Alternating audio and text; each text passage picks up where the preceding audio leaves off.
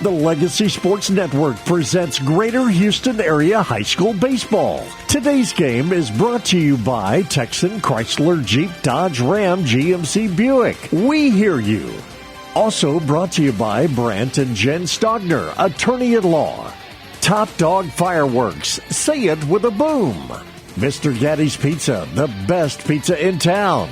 Honest. DeRoche Partners, we create partnerships of trust from which everyone prospers. United Community Credit Union, be united. And by Mr. Electric, we've got the power to make things better. Now it's time to go to the ballpark. Well, good evening, everybody, and welcome to Clear Falls Knights Baseball here on the Legacy Sports Network. Ryan Gentile here. It is senior night, the last game of the season for the Clear Falls Knights as they take on the Clear Lake Falcons to close out their season. And with it being senior night, we are going to go to the PA announcer when things get started as he announces the seniors on senior night, as there is a big bouquet of balloons, a big number 26 out there, and they're finishing up the field right now as we speak. So we'll go to that once that gets started. So once we hear Pear start doing that conversation, we will throw it to him, and he will. You'll be able to hear that. And so if I know we're going on a little early here, so but if you happen just to say, hey, let me see if the game's on, just know this will be archived, so you can always go back and listen to it as well. So, but yeah, so we are going to be just moments away here. Clear Falls did lose to Clear Lake last night. The game had to get rescheduled because of the weather. So unfortunately, they did lose to the Falcons, which did eliminate them from a chance of getting that fourth and final playoff spot in district play. So this will be the final game of our broadcast this season. We want to say thank you to everybody for tuning in this year. We had a lot of listeners tune in. We greatly appreciate it, considering this is our first year covering Clear Falls baseball on an everyday basis, as we have talked about.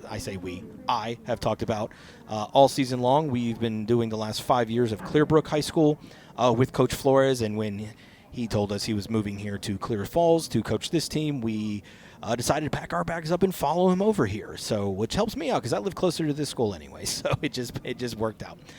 But yeah, so we decided to follow him over here, and we've greatly enjoyed the hospitality that we have. I keep saying we, sorry, but I mean it technically is we. We're the Legacy Sports Network. That's who I represent. But we greatly appreciate the hospitality this season that everybody has showed us and all the listeners. So once again, we thank you so much as we close out this year of Clear Falls Knights baseball here on the Legacy. Good evening, ladies and gentlemen. All right, so here it is. The Welcome PA to announcer here about to make some announcements on senior night, so we will throw it to him, and we will be back once that is wrapped up. By the dugout. This is going to be a special night for these young men. This will be their final high school baseball game of their career, and we want to make sure we give them the time and the recognition, and we send them off the right way. So we'll be starting up here shortly with the announcements, but if you're not there at the dugout, please move that direction. All right, so you just heard it there. They were going to announce all the seniors this year as we close out. Parents are heading their way down there as well. They got a photographer, like we said, great balloon bouquet, kind of like a little column with some black, dark green and gray and white balloons kind of spiraling around. I promise I can talk. And at the very top, two big white balloons with the Clear Falls Knights logo right on it as well. And in between those two pillars is the number 2 and 6 for 2026. So yeah, it's coming to an end this year, and it brings back a few memories. As you know, I graduated high school 26 years ago, so it's definitely very familiar. And we got some people starting to walk out there, so yeah. Looks like a couple, yep, and here we go. So we'll go to the PA announcer.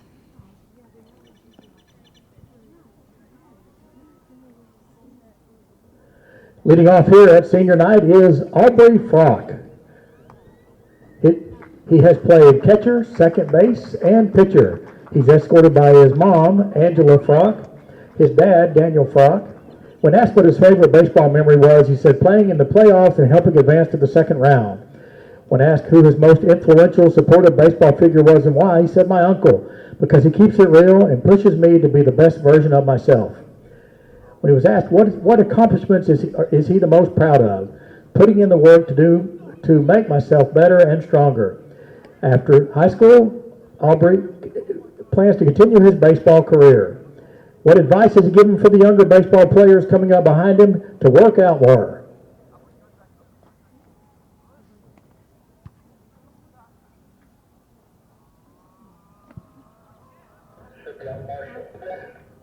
Next player up is number 2, Marshall Griffin.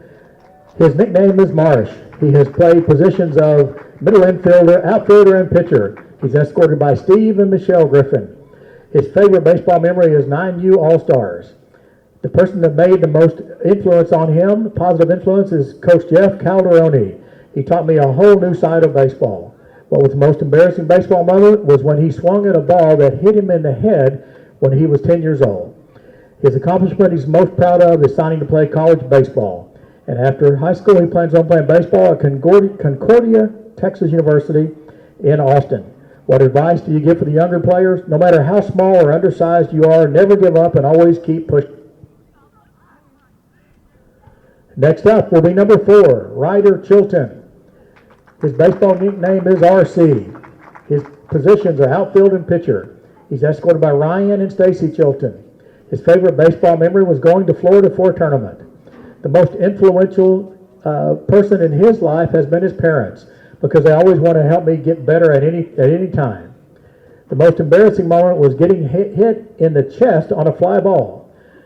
The accomplishment he's the most proud of is throwing a no-hitter, and his future plans after high school is to play baseball. His advice to the younger players is to keep working and don't give up no matter how hard it gets. Next up is number 5, Caden Kelly. His nickname is KK. His pitcher is catcher. His position is catcher. He's escorted by his parents. Favorite baseball memory was any out-of-town trips with the boys. Who taught him? It was most influential, supportive baseball figure, and why was his dad. Taught and showed me how to build a proper work ethic. The most embarrassing moment in baseball was having to leave the middle of an inning to take a poop. His accomplishments he's most proud of is the opportunity to play at the next level. His future plans after high school is continuing his baseball career, playing a 2-year college in Oklahoma. What advice to the younger baseball players is you never know the last time you will lace up until it's all over. Next up is number 6, Cade Gunner Holyfield. His position is pitcher and first base. He's escorted by his mom, Melanie Holyfield, his dad, Kevin Holyfield. What's your favorite baseball memory? Is hitting a triple for Bayside Little League against Dickinson Little League to walk it off. The most influential supportive baseball figure was his dad, because he taught me all I know and has been with me through the highs and the lows. What's the most embarrassing moment in baseball was any time the turf monster has gotten to me. His greatest accomplishment was playing 2 varsity sports while still maintaining a 4.6 GPA. What are your future plans after high school? Pursue a degree in kinesiology at Texas A&M and become a physical therapist. His advice for the younger players to give it all you have, because you never know when the game might stop for you. Our next senior is number 7, Cameron Kern. He's a right-handed pitcher and he plays the outfield. He's escorted by Christina Billy Kern. His favorite baseball memory was making the playoffs. His most influential figure in his life was his mom. The most embarrassing baseball moment was not being able to throw a strike against Beewood. Accomplishments that he's most proud of is commitment to San Jack and his ACL recovery. His future plans after high school are to play baseball at San Jacinto College. And advice to younger players is fight through adversity. Our next senior is number 8, Benjamin Eggert. Plays catcher and third base and along with second base. He's escorted by Colleen Eggert and Matthew Eggert. Favorite baseball memory was winning the 2023 Mid-South Invitational 17U Perfect Game Tournament and making the all-tournament team. What's the most influential baseball figure is his dad and his mom, because they've always been there for him and always set a good example for me. The most embarrassing baseball moment was during Mickey Mantle. He was on first base and he got picked off because he slid back feet first. Accomplishment that he's most proud of is being one of 3 catchers to get picked to do private work with the UTSA head coach. What future plans did he have after high school? Whatever God has planned for him.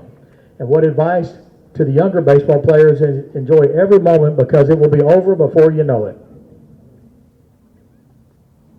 Our next senior is number 9, Logan Guthrie. His baseball nickname is Log Dog. His positions are pitcher and outfield. He's escorted by Jen and Jeff Guthrie. His favorite baseball memory is hitting his first home run. The most influential, supportive baseball figure in his life has been Coach Jeff Calderoni. He showed me a different part of the game I never knew. What was the most embarrassing baseball moment was walking up to the plate without a baseball helmet on. Accomplishment that he's most proud of is making it this far, and what he plans to do after high school is start working and making money. His advice to the younger baseball players is never lose the love for the game. Our next senior is Caden Calderoni. His nickname is Smithy. He plays outfield and pitcher. He's escorted by Jeffrey Calderoni. His favorite baseball memory is when I got hit in the eye and pitched the final 4 innings of the game with blood dripping down my face. Who was the most influential baseball supportive figure was his dad, because he is extremely knowledgeable in baseball, and without him, I wouldn't know anything about baseball. What's the most embarrassing moment is in my first baseball game, the first ball I hit, I ran to the pitcher's mound instead of first base. What accomplishment is he most proud of? My first 3 years of high school, I hit over 365. And what future plans after high school is hopefully to go to a New York league and maybe become president of the United States. What's your advice to the younger baseball players? Work out and try to become as athletic as possible while making sure you always have fun. Next up is number 13, Sam Evans. His nickname is Sammy. His positions, he plays left field. He's escorted by his mom and dad. His favorite baseball memory was hitting my first high school home run. Most influential baseball influence was my dad for always taking time out of his day to play catch with me or take me to hit when I was younger. Most embarrassing baseball moment was when I was picked off, when I tried to pick someone off at an empty base.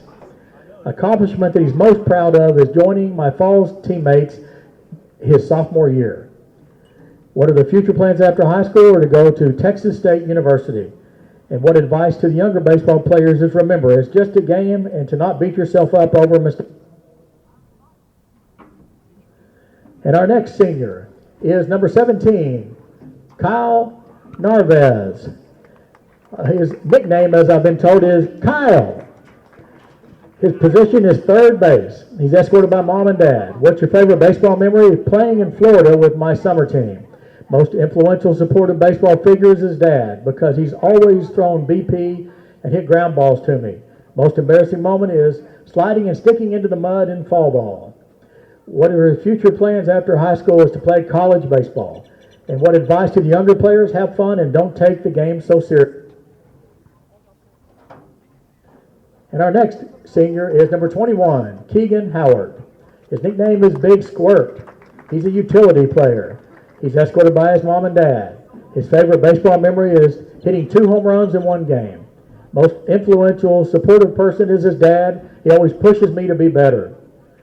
When asked what his most embarrassing moment was, he said hitting a kid in the face with bases loaded.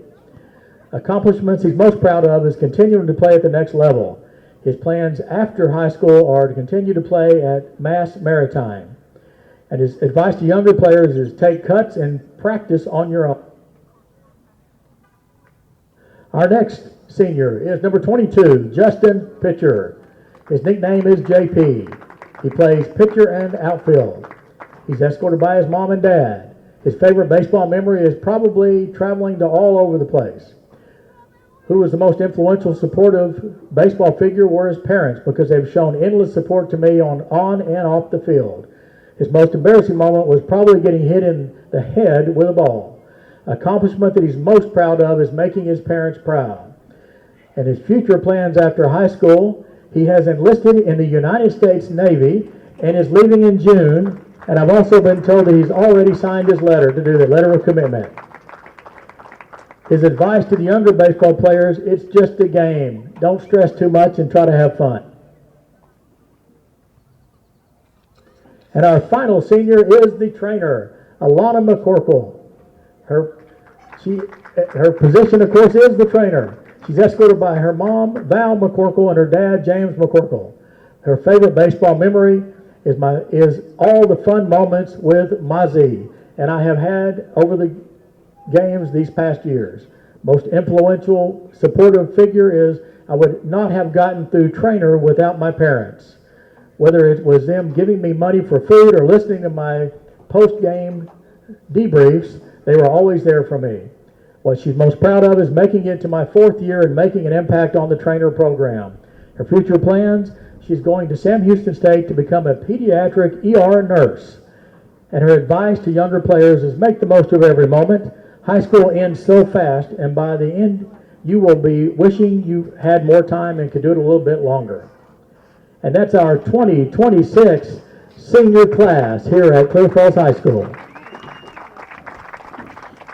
All right, seniors getting announced, and that is going to cut it for the senior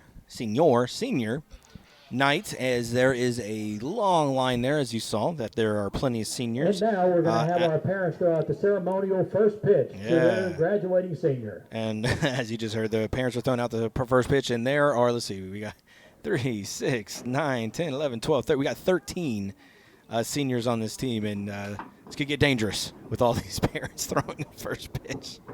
So there's no telling what's. One of the moms is winding up. Whose mom is that? She was going to softball it. Oh, okay. I think that was. And there we go. That was Cameron Kern's mom. She kind of. So once again, she got him a little nervous, and she started winding up like she was going to throw it a little underhand softball style. So that's pretty funny. So Mama Kern has some jokes. Got to love that, but. Yep, there are your seniors there, and so that is the announcement. If you are just joining us and you're like, well, wait a minute, what just happened? Yep, we went on a little early. It is senior night here. So we went ahead and jumped on the air early so we could record the announcements of all the seniors. This game will be archived on our website. We will get this over to our person sometime this weekend. So hopefully by Sunday you should be able to tune in and listen if you want to hear the announcements of all the seniors. So if you're just tuning in, that is what we will be able to do there. But great job to Pear. He did a good job there. And now players are walking off the field with their parents. And so what we'll do is we're going to take a quick timeout. And when we come back, we'll kind of break down exactly what's been going on this season, where the Clear Falls Knights stand, and then what they will need to do in order to win this game against Clear Lake. So we'll be right back. As we just mentioned, it's senior night here at the Castle at Clear Falls High School, where the Knights take on the Falcons, and we'll be back. DeRoche Partners, LLP, located in Houston and Dallas, offers a complete range of tax assurance and consulting services to a diverse portfolio of clients. Their team is dedicated to the highest ethics of our profession with a commitment to excellence. This is accomplished by putting an emphasis on providing superior professional services specifically tailored to meet the needs of our clients. DeRoche Partners aim to provide valuable insight, effective solutions, and maintain long-lasting business relationships. Their high recruiting standards and culture of excellence is uncommon and unrivaled. They want to wish all the student athletes good luck. Visit DeRoche Partners on the web at dpllp.cpa. Hello, I'm Dr. Steve Hotze. Are you sick and tired of being sick and tired? Are you fed up with your doctor giving you drugs simply to mask your symptoms rather than treating the cause? As you age, I believe you should be brimming with energy, vitality, and enthusiasm for life. The Hotze Health and Wellness Center treats individuals from all over the country and world in an environment of extraordinary hospitality. We specialize in the treatment of allergies, yeast, replenishing natural hormones, vitamin and mineral supplementation, and a healthy eating lifestyle, all of which boost your immune system, increase your energy level, and your health span. If you'd like to obtain and maintain health and wellness naturally without pharmaceutical drugs, then contact one of our wellness consultants today at 281-698-8698 or visit hotzehwc.com and request a free copy of my best-selling book, Hormones, Health, and Happiness. You know, to mentor a child, you don't have to be the most talented person in the world. To prove that point, we're here with 3 real-life mentors who are going to sing for us. Hit it, guys. Twinkle, twinkle, little star, how I wonder what you are. Up above the world so high, like a diamond in the sky. Twinkle, twinkle, little star. are. Thanks, guys. That was awful. As you can see, you don't have to be perfect to mentor a child. You just have to be yourself, which, by the way, is pretty good. Excuse me, we don't think we nailed it that time. Can we try it again? Not a chance. Do good. Mentor a child. Call Save the Children toll-free at 1-877-BA-MENTOR. 1-877-BE-A-MENTOR. A message brought to you by Save the Children and the Ad Council.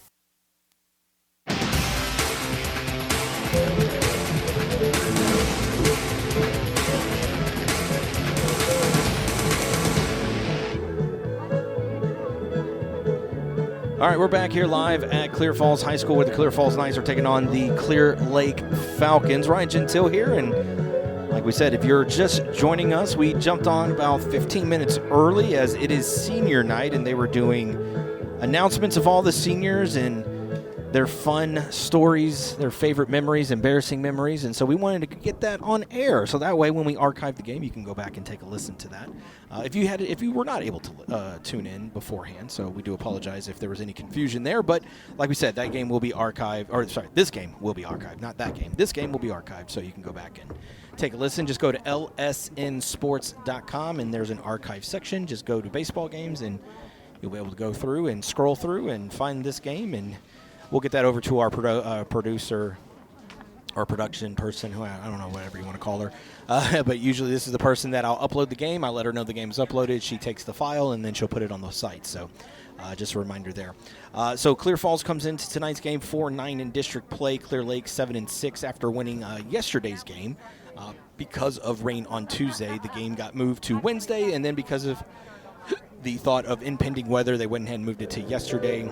Clear Lake did run rule Clear Falls last night, so they did end up winning that game, which officially eliminated the Clear Falls Knights from playoff contention. So this will be the final game of the season for the Clear Falls Knights. And right now, rounding out the district, it's a battle between Clear Creek and Dickinson, as it has been pretty much since the third week. Those two teams have been going neck and neck. Clear Creek is sitting at 11-2, Dickinson sitting at 10-3. Dickinson taking on Deer Park this week. And Clear Creek is taking on Clear Springs, who they beat on Thursday as well. So Clear Springs actually rounds out the third spot. They are tied with Clear Lake. They're both 7-6 for that third and fourth spot. Deer Park sitting at 6-7. Clear Falls, as we just mentioned, is 4-9. Brazos Wood won their game. They are 5-8, and then it is Clearbrook at 2-11. So I kind of got Clear Falls and Brazos Wood flipped around there.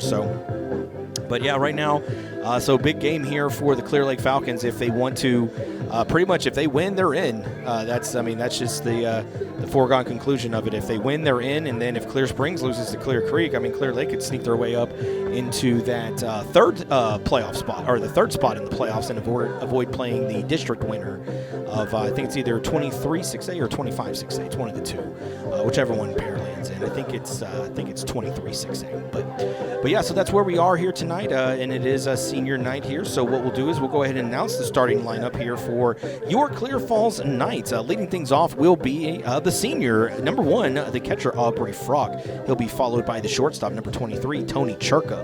Batting in the third spot will be the third baseman, number 17, also a senior tonight, Kyle Narvaez. Yeah, we've apparently been told we've been pronouncing it wrong. It's Narvaez, not Narvaez. Narvaez is the Spanish saying of that, so we found that out today. So Kyle Narvaez is batting in the third spot. In the cleanup spot is going to be the center fielder, also a senior tonight, number 22, Justin Pitcher. Another senior batting fifth is the left fielder, number 4, Ryder Chilton. DHing tonight, though, is going to be number 13, Sam Evans. He's DHing tonight for the senior pitcher tonight, number 7, Cameron Kern.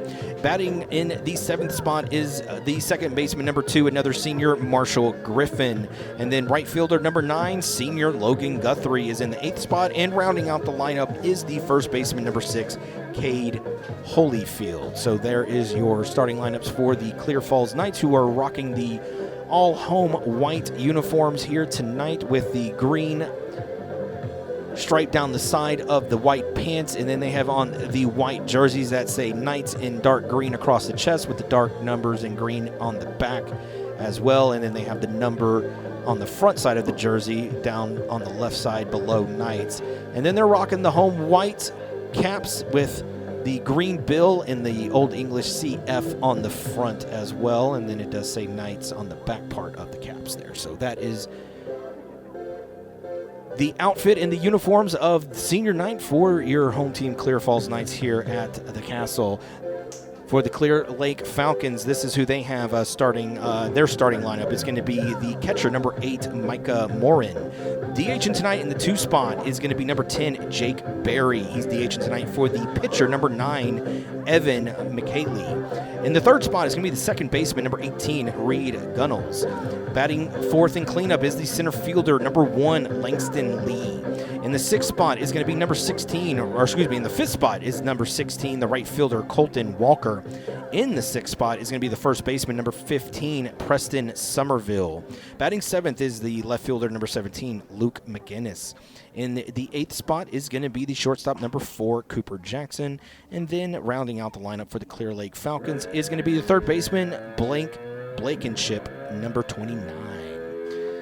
Clear Lake coming in wearing their road uniforms. They have on the white pants with the black stripe down the side. They are wearing their red jerseys with the CL over on the left-hand side of the jersey. There's a little bit of a white stripes with black in between coming down over the shoulders, down over the chest on each side of the button-up.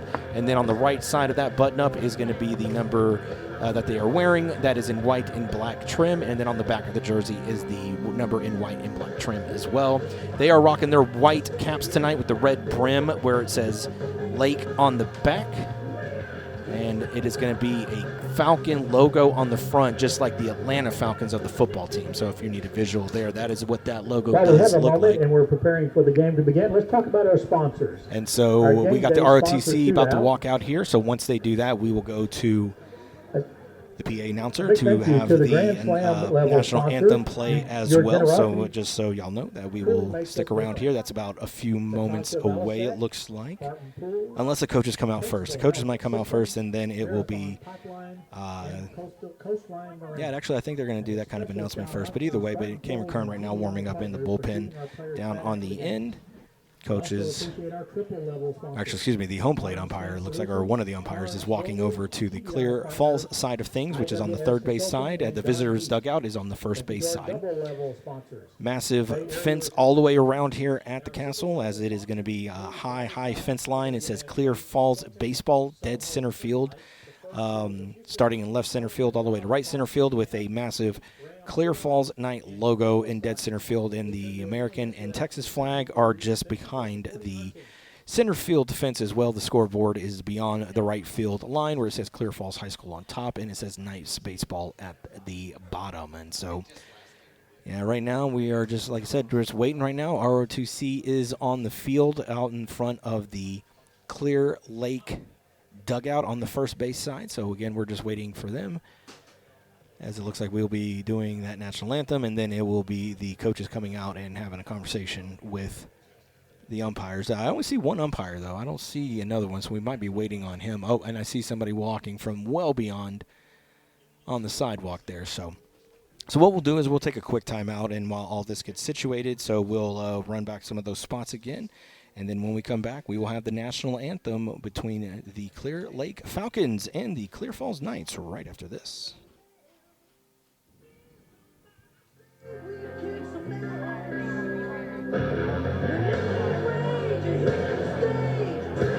If you're tired of sorting through online directories and classified ads to find your perfect home, look no further than Elio Alanis and his team with the Alanis Real Estate Group. Elio is a local real estate agent in Houston and also a CE King alum, and he just wants to help you find the perfect home for your family. Ditch the stress of going to viewing after viewing only to be let down. Connect with Elio Alanis and the Alanis Real Estate Group.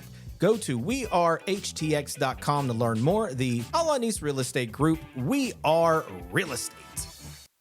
Hello, this is Dr. Steve Hotze. Do you struggle with joint pain? Is your joint pain making your everyday activities a chore? You may have been told that surgery is your only option. God has given your body an amazing ability to heal itself. At the Hotze Health and Wellness Center, we can help your body tap into this ability, providing you with regenerative joint therapy so you can live pain-free. Call 281-698-8698 to schedule your free consultation. Imagine living pain-free without the need for joint replacement surgery. Our team at the Hotze Health and Wellness Center can offer you a natural approach to resolving your joint pain using regenerative joint therapy that promotes healing. Call the Hotze Health and Wellness Center now at 281-698-8698 to schedule your free consultation. That's 281-698-8698. Say goodbye to joint pain and get your life back. 281-698-8698. Legacy Sports Network, now celebrating 18 years of broadcasting excellence. We are your home for local high school sports coverage. Expect excellent audio and video production. Whether you're listening at home or at the game, find us at lsnsports.com. Legacy Sports Network, building a legacy one game at a time. Life happens. Maybe a work trip, a family event, or you just want to watch the game at home. Don't let the tickets go to waste. With Quick Assist, your seat gets listed for sale on every major marketplace simultaneously. No more juggling apps or stressing over resale. We make it fast and hassle-free, so you save time and put money back in your pocket. From pro to college, Quick Assist has you covered. Download the Quick Assist app by scanning the QR code on our Legacy Sports Network website. Quick Assist, your ticket everywhere. Legacy Sports Network, now celebrating 18 years of... Alvin and the Chipmunks want to remind you to keep bacteria in food from making you ill with 4 simple steps. This will be a walk in the park. Clean. Wash hands and surfaces often. I'm waiting for the rinse cycle. Separate. Keep raw meats away from ready-to-eat foods. Yep. Cook. Make sure meat, poultry, and seafood is cooked to the right temperature. Fire in the hole! And chill. Refrigerate food promptly. Bingo! Check your steps at foodsafety.gov. Brought to you by the USDA, HHS, and the Ad Council. The road trip to food safety starts at foodsafety.gov.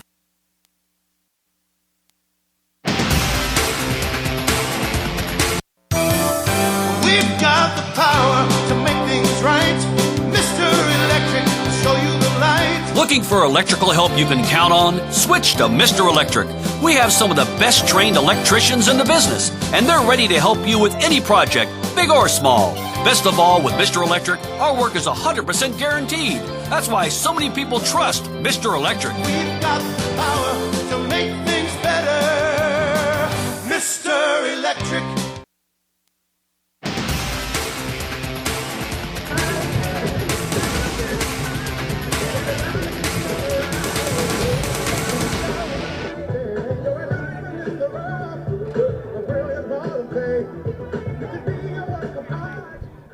All right, coaches' meeting is over, so we'll go to the PA announcer as he announces the ROTC coming out for the national anthem, and then we'll have our first pitch.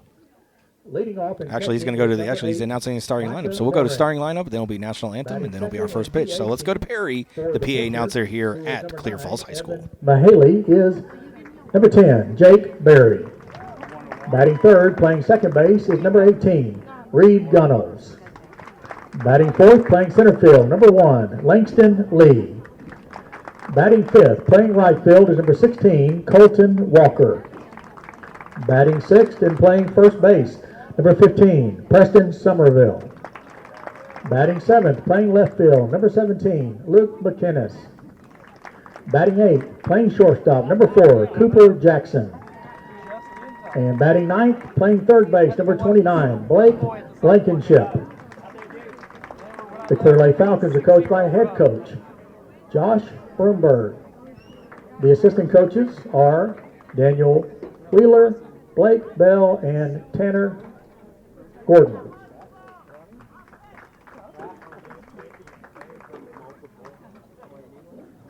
Woo! Bring 'em out, bring 'em out, bring 'em out, bring 'em out. It's hard to yell when the barrel's in your mouth. Come on. Bring 'em out, hey! And now for your starting lineup for your 2026 Clear Falls Knights. In right field, number 9, Logan Guthrie. In center field, number 22, Justin Pitcher. In left field, batting fifth, by the way, is number 4, Ryder Chilton. Stepping into the right-handed batter's box is the third baseman, number 17, Kyle Narvez. All right, so once again, we apologize for our technical issues that we are running into. Technology is great until it wants to stop working. Gotta love it. Foul tipped into the back of the netting for strike one to Kyle Narvaez. As Perry and I have been saying Narvaez all season, but it's actually Narvaez. So we do apologize for that mispronunciation this year, but now Narvaez, see, got to get used to it. Narvaez is at the plate with an 0-1 count, 1 out, runner at second, and looks at a pitch down and away from the lefty pitcher, McHaley, for the Falcons. So Frock led off the bottom half of this inning with a double.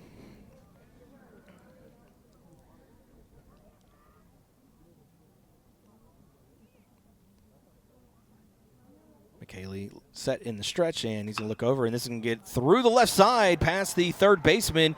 They're sending Frock home. Throw to the plate is cut off, and Clear Falls takes a quick 1-0 lead. That's an RBI single by by Kyle Narvaez. Scoring from second base is Aubrey Frock. Now stepping into the right-handed batter's box is the center fielder, number 22, Justin Pitcher. All right, so that's going to bring up another senior, Justin Pitcher, the center fielder tonight. As Trucker, Narvaez, and Pitcher were pretty much your leaders in RBIs this season for the Knights, as that pitch is outside for ball one. All right, so hopefully our technical issues will be, as I knock on wood here, done for the rest of the evening. But we did record, even though it wasn't broadcasting on air, we were recording. And that pitch is well inside, 2-0 now here to Pitcher. So we will be archiving those games. I'll put those games together. It had to be two separate recordings. So there's a little bit of a mess up there, but we'll get that all together and we'll get that over and archived for you guys. So that way you can tune into the beginning of the game as that pitch is outside, 3-0. Yeah, a single led off the game for the Falcons, and then it was a walk and then a strikeout, a double. But when the double was hit, the leadoff runner got thrown out trying to get home as he slipped and fell rounding third, as that pitch is taken for strike one.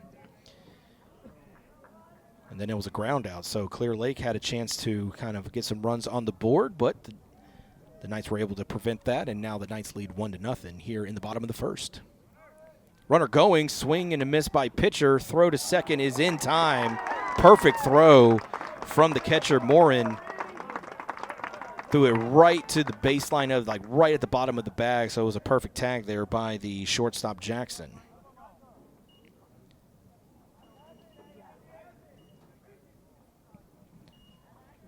All right, so 2 outs now, and Justin Pitcher looking at a full count after the swing and miss. Swing and a miss there, and he will go down on strikes. Second strikeout of the game for Mahaley, and that will retire the side, but a couple of hits, a caught stealing, and 1 run coming across the base gives the Knights a 1-0 lead as we move to the top of the second inning. Hey, it's me, your cell phone. We need to talk about something serious.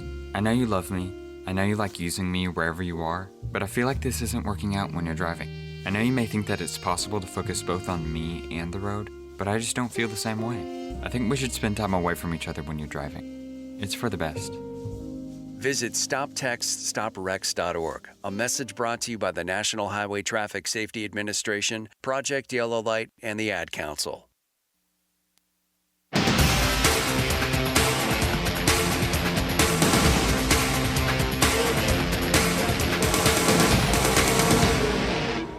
a 90s country fan, like I am. Hey, I got a Chevy, she can flip a quarter. I'd drive her anywhere from here to California when this song is over. I gotta find her 'cause she had me at North Carolina.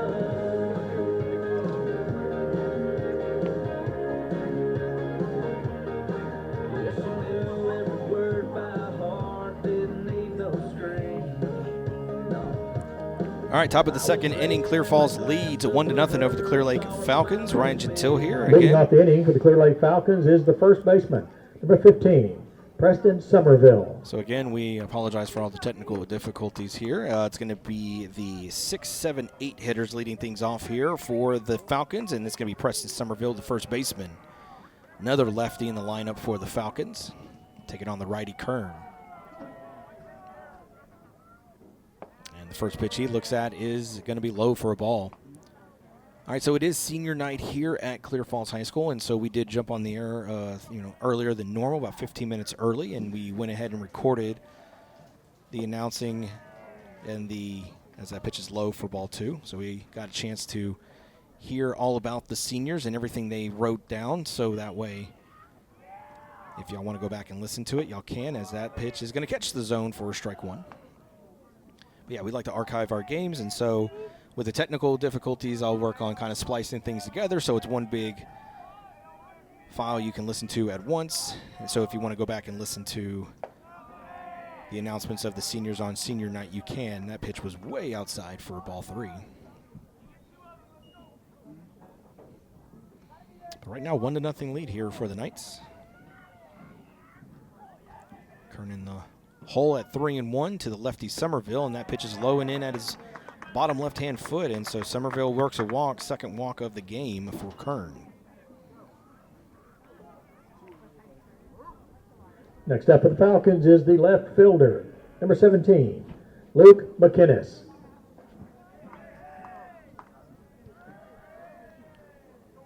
All right, Luke McInnes now. Going to see what he can do here with the runner at first and nobody out. Narvaez in at the grass at third, and that pitch missed the outside part of the plate for ball 1.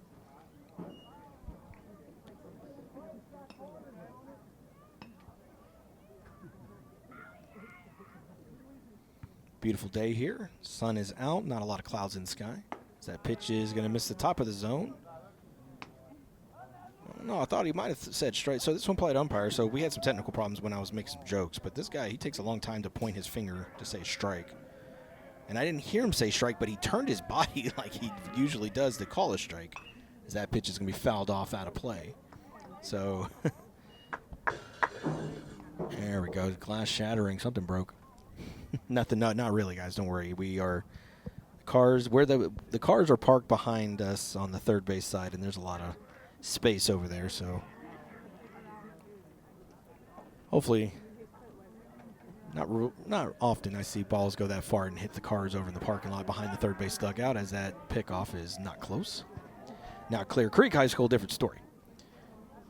Cars are right there, and when we were at Clear Creek, my ball actually got hit. And I remember I heard a thud with one of the foul balls, as that pitch is going to be shot into left field for a base hit. So a walk and a base hit here to lead off the second inning for the Falcons. But yeah, just remember, I see the foul ball go over, and I'm Next like, up okay. for Clear Lake is the shortstop, number 4, Cooper Jackson. And then I just hear this massive doink, thud, whatever you want to call it, and I just thought to myself, that's probably my car. And as I'm leaving the ball field, one of the police officers there goes, hey, is this your truck? I go, yeah. He goes, oh, yeah, ball hit the side. There's a little dent there. I was like, oh, fantastic. Couldn't really see it, though. It was very, very minor. I was hoping it landed in the bed of the truck. Clearly it didn't. Showing bunt, but pulling back at the last second is Cooper Jackson, the shortstop. And now Coach Flores is going to call time and go out and talk to his pitcher in his infield. With nobody out and a runner at first and second, we'll take a king timeout, and we'll be back. Buying or selling a home can be a bit overwhelming. That is where Alanis Real Estate Group steps in, with the help of CE King alum Elio Alanis. From the city to the suburbs and the greater Houston area, you can trust Elio Alanis. He'll work with you to find what best fits your needs, your goals, and more importantly, your budget. Elio Alanis has a reputation for exceptional customer service and making your home buying or selling experience a smooth transaction. Visit him on the web at wearehtx.com. The Alanis Real Estate Group. We are real estate.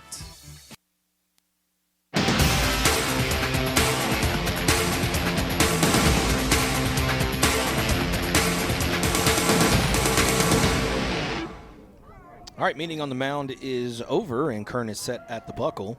And that pitch misses the zone, ball 2.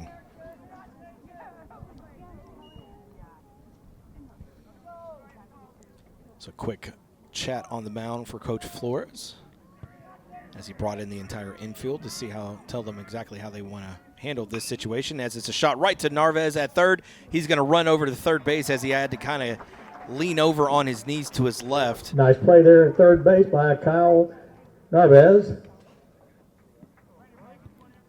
And so that is going to be the first out of the inning. And that brings to the plate the third baseman, number 29, Blake Blankenship. All right, so Blake Blankenship now at the plate.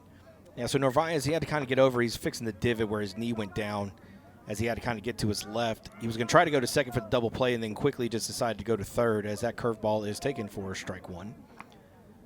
Yeah, you see a lot of players there in those situations. Sometimes they panic and they still try to go to third. He just said, nope, let me just get this ball and go step on third for the force out. So now Blankenship with runners at first and second and now one out.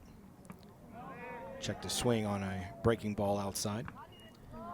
So Blake Blankenship, I was joking earlier, sounds like a wrestler's name. That must be a tongue twister sometimes. Blake Blankenship. Gotta love sports, man. Some of these names, it's great. Shot to left field is going to drop in. Chilton's going to field it. He's going to throw it home.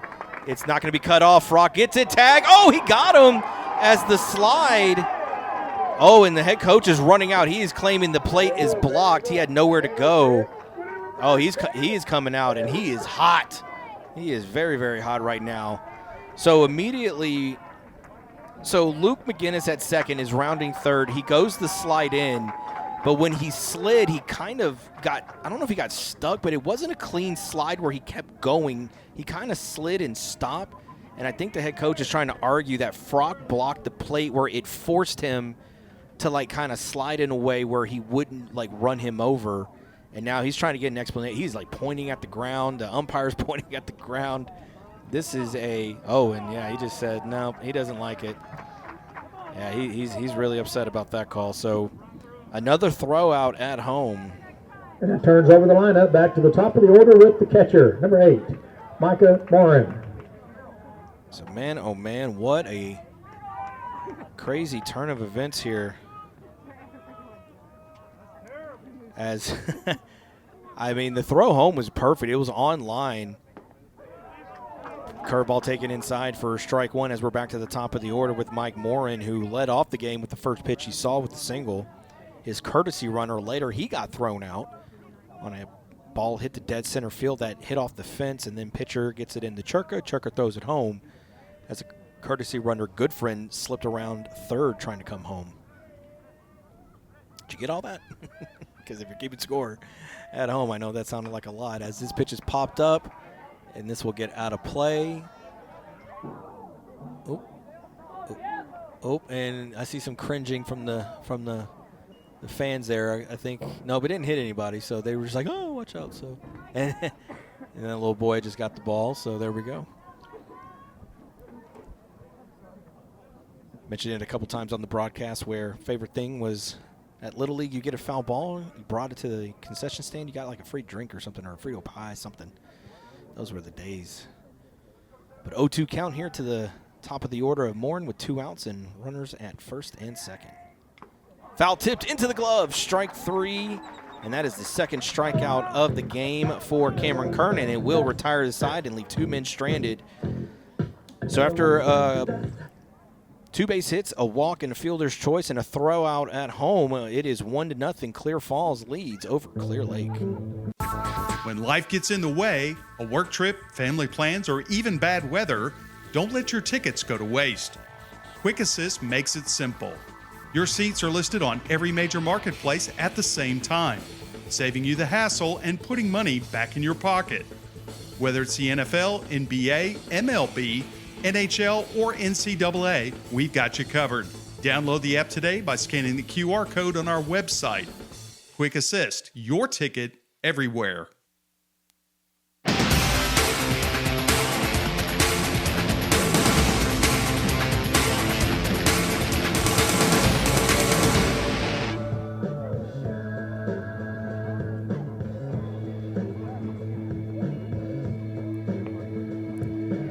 All right, bottom of the second inning, Knights lead 1-0 over the Falcons.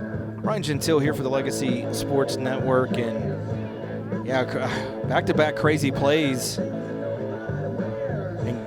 back-to-back innings, some crazy plays. As we mentioned in that first inning, runner got thrown out at home after slipping around third base, but he kind of had to stay near second because pitcher almost made a great catch at the fence. And then later he got thrown out trying to round third to score home, but like we said, he slipped, and just now, Blankenship with a clean single to center to left field, but Ryder Chilton with a perfect throw home that got McGinnis, who was standing at second base, and he was being sent home. But we were talking about it here in the booth, and that throw was up the line where it forced Frock to come up to get the ball.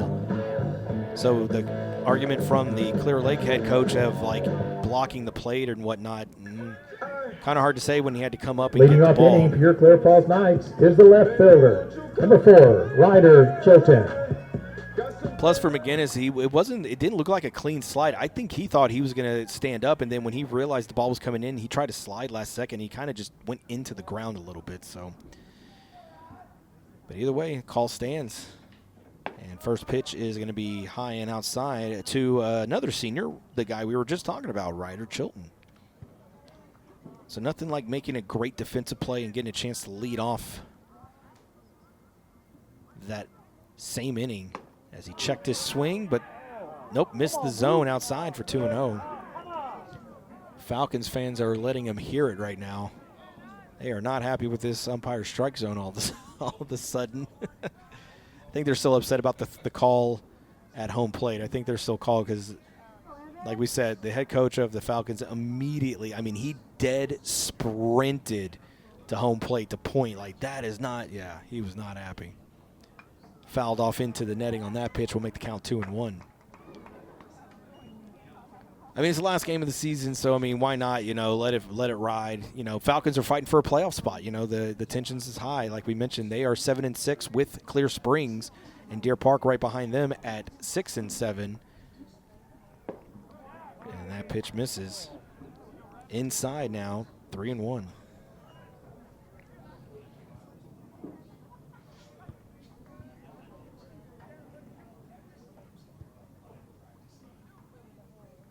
Foul tipped into the glove. Will run the count full here to Chilton.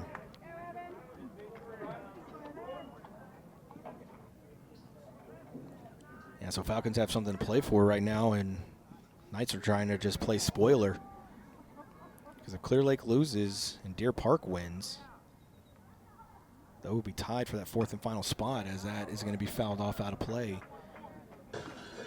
But you got to think about this too. Let's say Deer Park wins, Clear Lake loses, and Clear Springs loses, then you got a three-way tie for the final two spots. So that's going to make a very interesting scenario in district play as well. So like we said, tensions are high, especially on the Clear Lake side. Full count, fouled off once again over our heads. Breaking a lot of glasses over there. But that's the thing for Coach Flores, who's gets very passionate with the umpires as well, too. He is not afraid to mix it up and have his arguments. But here's the thing. If the umpire tells him, pitch is outside. No, it catches the zone. It looked like a pitch that was called a ball earlier. And that one is going to catch the zone this time around for strike 3. Third strikeout of the game from Haley. And that brings to the plate the designated hitter, number 13, Sam Evans. So that brings up the left-handed hitter, Sam Evans. The designated hitter tonight, as you just heard. The pitch is in the zone for strike 1. But yeah, we've heard Coach Flores, in that Clear Springs game at Clear Springs, our mic could catch him yelling at the umpire to wake up because he was not happy. As that pitch also catches the zone down in the count quickly. 0-2 is the designated hitter, Evans. Yeah, so coaches in baseball, especially the high school level, strike 3 looking. Back-to-back strikeouts looking for McHaley.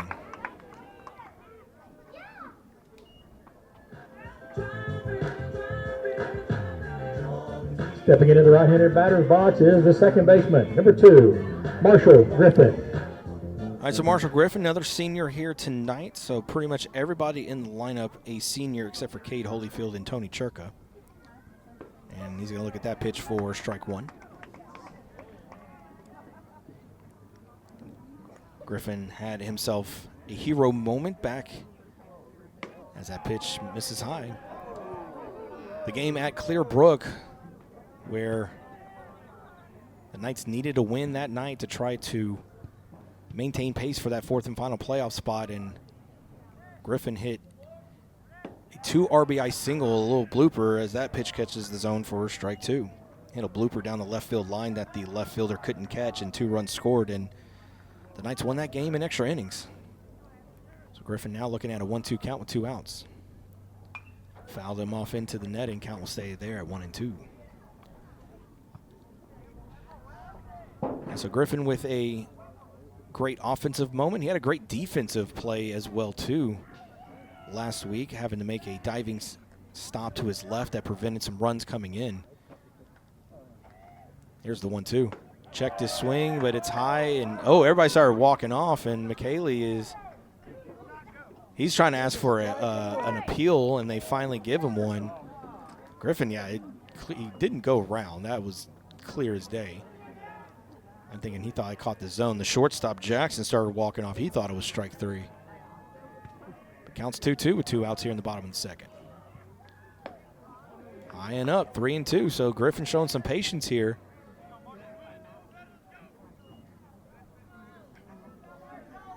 Mahaley kind of looked a little flustered that he didn't get that call, but he's moving quickly. Here's the payoff. Swing and a miss, and 3 up, 3 down. All go down by strikeouts, and that is 5 strikeouts in the game for Mahaley. And we will move to the top of the third inning with the Knights still leading, though, 1-0 over the Falcons. To be a mentor, you don't have to have some special talent. That's why we're having some real-life mentors sing for us. Hit it, guys. Row, row, row your boat, gently down the stream. Life is but a dream. Thanks, that was awful. So remember, to mentor a child, you don't have to be perfect. Row, row, row your... Please stop. You just have to call Save the Children toll-free at 1-877-BA-MENTOR. A message brought to you by Save the Children and the Ad Council.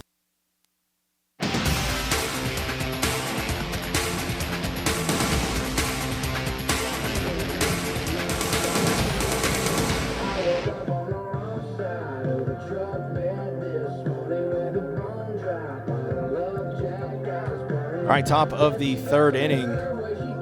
Knights still lead over the Falcons, and the head coach is back talking to the home plate umpire. He's still having that discussion about the throw at home.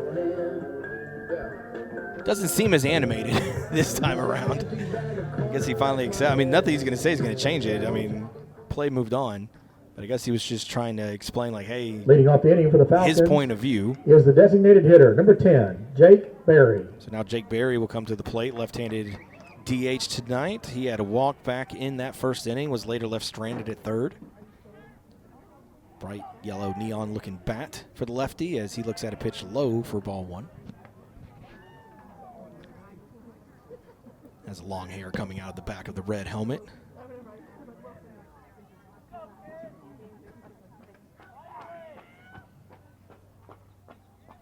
All right, winding up is Kern, and his 1-0 pitch is going to be low again, 2-0. So good, as we mentioned, good turnout here tonight. Senior night. Curveball is going to catch the outside part of the zone to the lefty Berry for strike 1. So as we mentioned, we had some technical difficulties earlier, but don't worry, we were still able to record during those technical difficulties. Here's the 2-1. It's going to be shot and slicing foul down the left field line. So count will go now to 2-2 to the DH Berry. And so even though we had those technical problems, we were still recording. So because I didn't know we were having technical problems until I got texted. Because when I ran my test, everything was fine. Here's the 2-2. Swing and a miss, and Berry goes down on strikes. Third strikeout of the game for Cameron Kern. Looking to close out his senior night with a win and pick up a few more strikeouts. Second baseman, number 18, Reed Gunnels. All right, so Gunnels now, he struck out, the first strikeout of the game. for Kern. He struck out in that first inning. So we'll see how Kern approaches him here.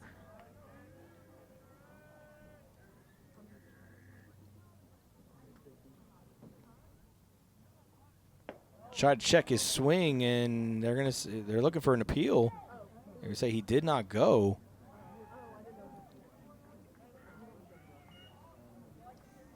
That breaking ball it's been a little bit of back and hit or miss as far as him calling it striking ball, and it looks like it's in the same location. And this is shot down the left field line and landing fair right at the bottom of the fence line. Chilton throws it into second. Griffin gets it, and he beats it by a mile. He tried to do a swim move, but it did not work. Once again, back-to-back defensive plays by the left fielder, Ryder Chilton, to gun down the runner. Nice play out there in left field by Ryder Chilton, throwing into the infield to get that out.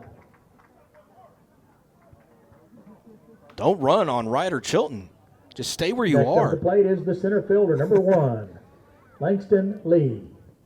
And the throw there it beat Gunnels by a mile. Like, it wasn't even close. The only thing was Griffin kind of had to, come in a little bit and try to tag him while he was doing a swim move.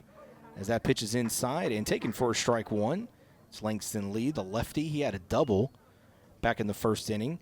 His double led to the throw out at home of the courtesy runner Goodfriend, who slipped coming around third. Curveball taken. Strike two. Lots of groans from the Falcons side. Gotta love it, man. High school baseball. One side you hear groans, other side you hear cheers, and then the next inning it flips. It's always so much fun to hear. Here's the 0-2. Misses outside 2-1. As you hear the groans here, and then you're going to see some kind of call go their way that the Knights fans won't like, and the Falcons fans will say, yeah, and you'll hear them cheering. It's always fun. Here's the 1-2 with 2 outs. Almost looked like the exact same pitch he called a strike, but it does not catch the zone, and it's going to be 2-2.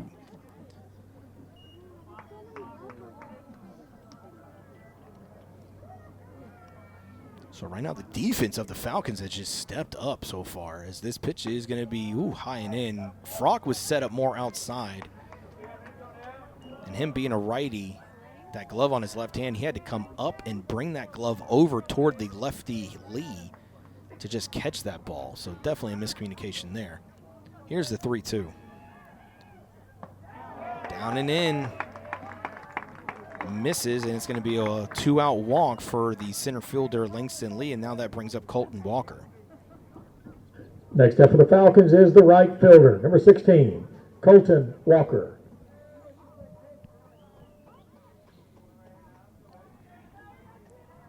So we've had a throw-out. We have had an 8-6-2 throw-out, starting with the center fielder pitcher in the first inning.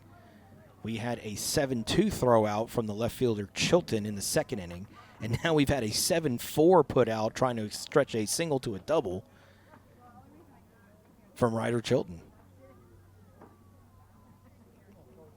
Swing and a miss, strike one. I think right now Logan Guthrie must be very jealous and not happy, because we've seen him make some great throws this season to get people out at home. So I wonder if he's thinking, can I get my turn now? I mean, pitcher and Chilton got one, so now Guthrie, I think, would like to gun somebody out his senior night.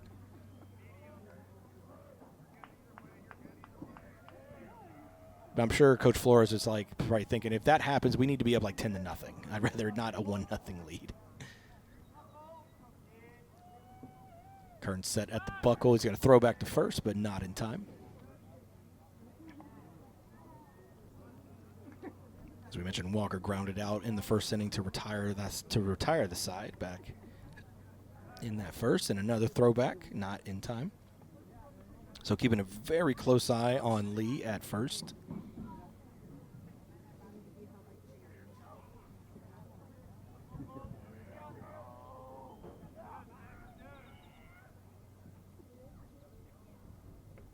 Down in the dirt.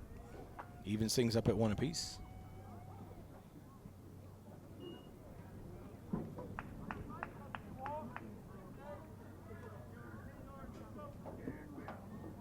Kern's going to give a look over to first. Comes sets at the buckle.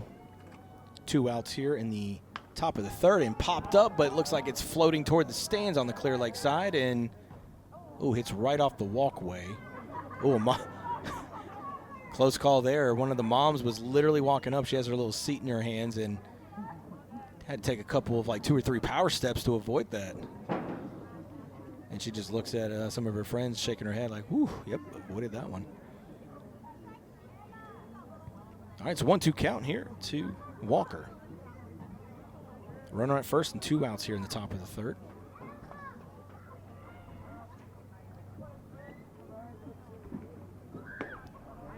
Outside, evens things up 2-2.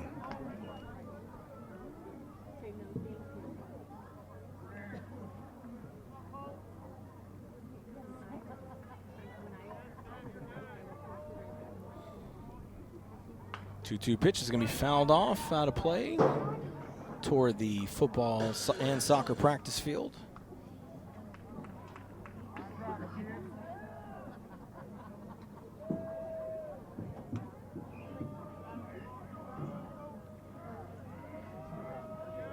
Lee at first.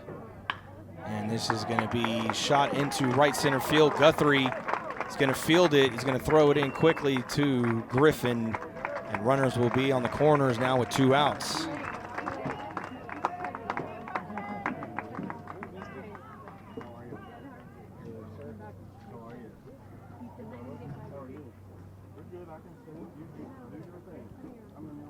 That's going to bring up the left. That brings to the plate the first baseman, number 15, Preston Somerville. All right, so lefty Somerville worked walk in his first at-bat. That led off the second inning. Later was out on a force out when he was going from second to third. So Frock's going to come out, give some signals to the infield. Probably going to approach it here where nothing too crazy, kid. If Walker tries to steal second, don't necessarily maybe come home with it instead. As that pitch is down and away, ball 1 to the lefty Somerville. You see that where maybe Frock will pop up, he'll throw it to second, but then the shortstop, Churka, will come in and catch it to see if the guy from third is breaking home. Outside, 2-0. We've seen this all season from Kern. He'll get settled in, and then there's a couple times he'll lose a couple of hitters with some walks or a hit by pitch. Usually finds a way to get out of it. Runner going, fake throw, as they were not going to go. Frock has a good arm. We've seen him gun out a number of runners trying to steal second all season.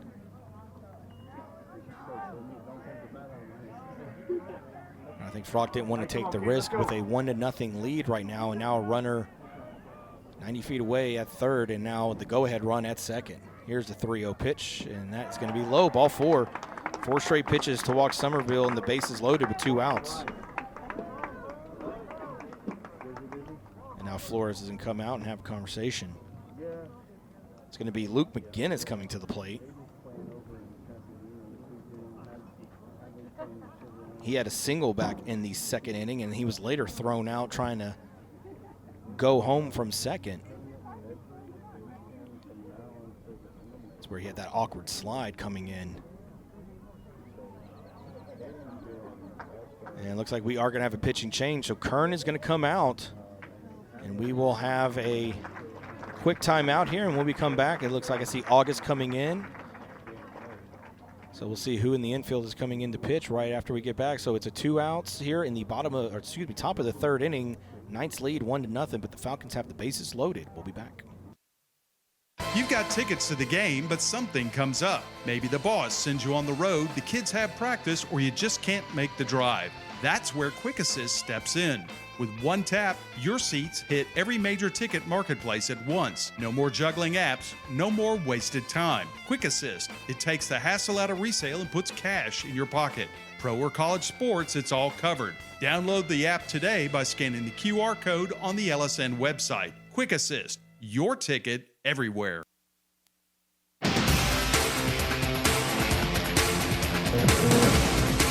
That'll be second base, that is. Miles August will be at second base. And formerly at second base, now moving over to shortstop, will be number 2, Marshall Griffin.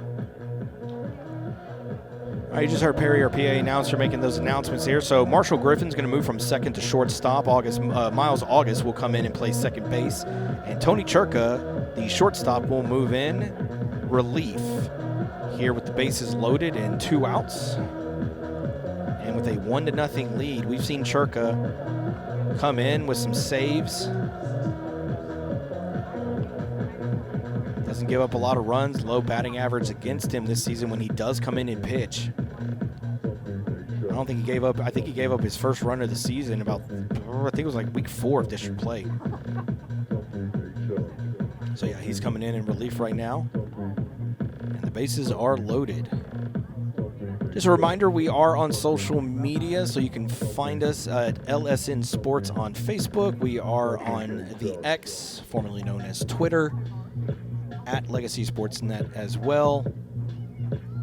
We cover high school sports throughout all of Houston. That is football and basketball and baseball. So feel free to give us a like and a follow, subscription. The archived games will be on YouTube as well, Legacy Sports Network. So make sure you find us and give us a like and a follow and a subscribe.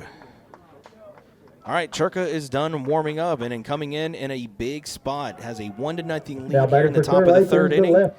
And the bases are loaded with 2 outs. And Luke McGinnis, as we mentioned, had a single back in the second inning. Now's a chance to tie or give the Falcons the lead. First pitch, he swings into left field. Chilton's going to field it, and wisely the Falcons are going to keep the runner at third and not try to take the lead after Chilton's thrown out 2 runners already tonight. But Luke McGinnis with the RBI single to tie things up at 1. I mean, he first pitched swinging. He knew exactly what he wanted as soon as he got it. Next up for the Falcons is the shortstop, number 4, Cooper Jackson. So Cooper Jackson reached on a fielder's choice back in that second inning, and he will have a chance now to give the Falcons the lead as the bases are still loaded.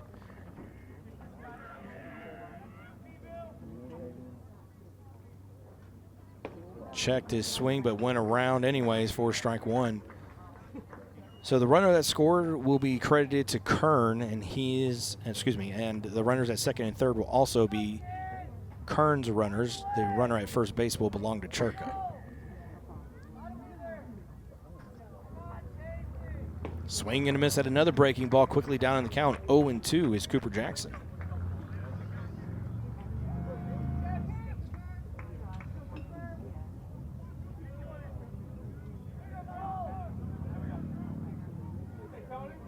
With the bases loaded, Churka not working out of the windup. He will work out of the stretch. He is set with the glove right at the chest. Here's the 0-2. Curveball.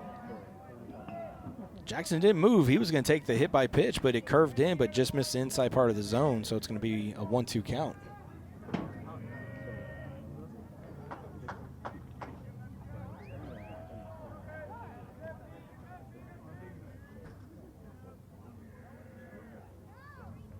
One-two pitch is going to run high, even things up at 2-2.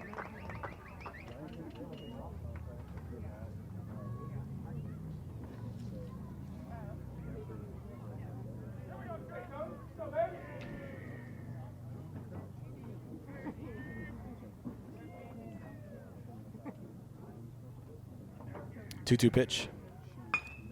Fly ball to right center field, and that's going to drop in. And that's going to clear the bases as they get the ball in, and that is going to, throw home is going to be not be in time, as the slide by McGinnis this time was a lot better than the one last time. And that is a bases clearing double for Cooper Jackson as 3 runs come across the board.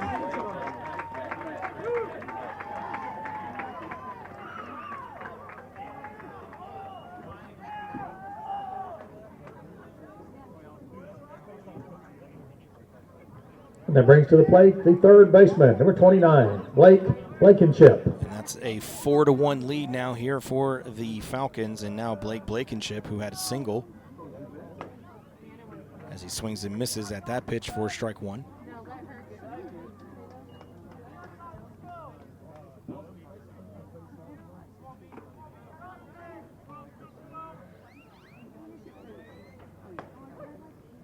That Pitch catch to the outside part of the zone for strike 2.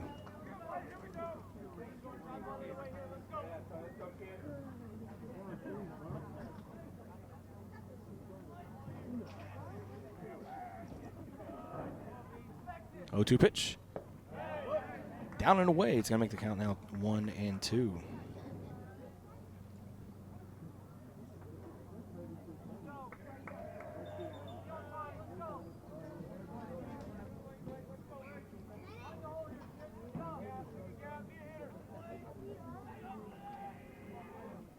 One-two pitch is going to be outside, evens things up.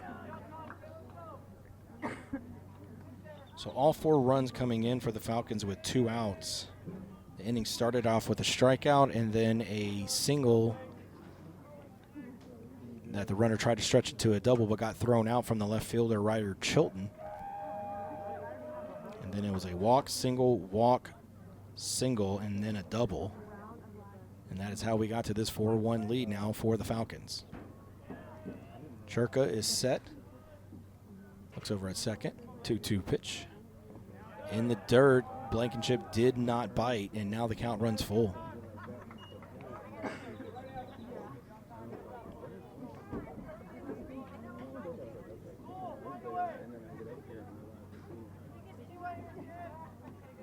Time's called right now as Frock had to strap back in his shin guards.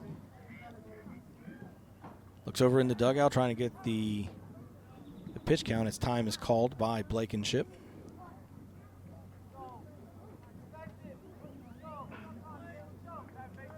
All right, 3-2 count, 2 outs, runner at second. Here's the payoff pitch from the reliever, Churka. Foul tipped into the netting, count will stay where it's at.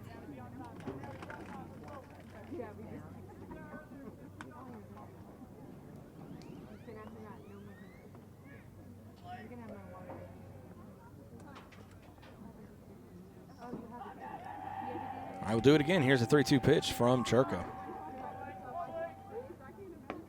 Outside, ball 4.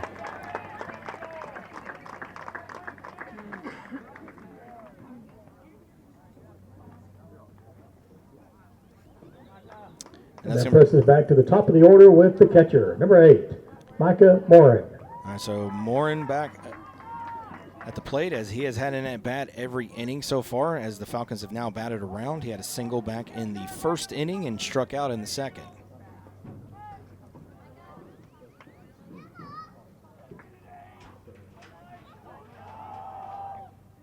First pitch swinging, but he's on top of the breaking ball as it's foul toward the third base dugout.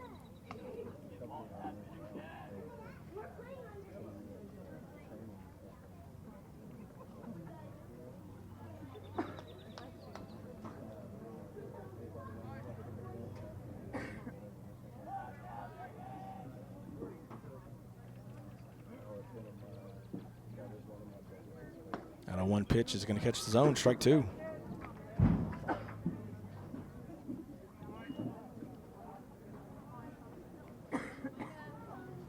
Churka once again in a favorable count. With runners at first and second and 2 outs, here it comes the 0-2 from Churka. In the dirt, good stop by Frock. As Morin did not bite.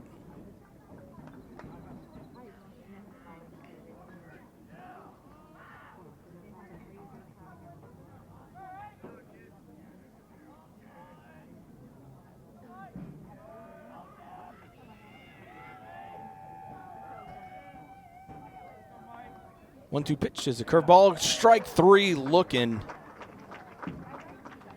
He went with the breaking stuff. Morin did not anticipate it, and he goes down looking at strikes to retire the side, but the damage has been done. 4 hits, 4 walks, and 4 runs come across the... 3 walks with 4 hits coming across the plate. It's 4-1. Falcons lead now as we move to the bottom of the 4th inning. Falcons 4, Knights 1. Forming, rolling, punching, cutting, welding. If you know what I'm talking about, you know it's the Walk-Up Company. The Walk-Up Company has become the leading metal fabricator in the Houston area because we can offer you something few others can match. Extensive fabrication experience, a highly seasoned and skilled workforce, high-tech equipment, and the stability you want in tough economic times. Family owned and operated for years, so you know we'll be here for the long run. And our commitment to quality work and customer satisfaction makes the Walk-Up Company the right choice for you. Visit us at walkupco.com. That's walkupco.com.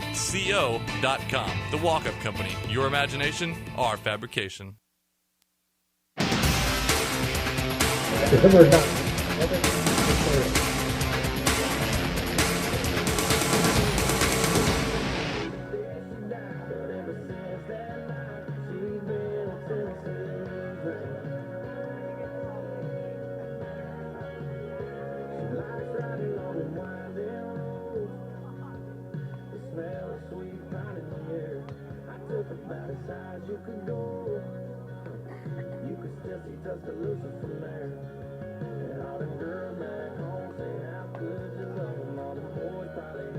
All right, bottom of the third inning, 4-1. Falcons have taken the lead over the Knights. Leading off the inning for your Clear Falls Knights is the right fielder, number 9, Logan Guthrie. So 8-9 hitters lead things off here in the bottom of the third, and then when they turn over the lineup back to the top to Aubrey Frock, senior Logan Guthrie leading things off. First pitch swinging and missing for strike one.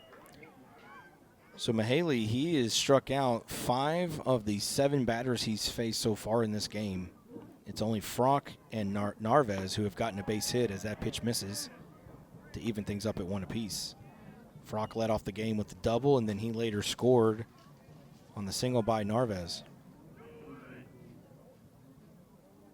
1-1 pitch inside. Catches the plate, though, for strike 2. Cade Holyfield in the on-deck circle.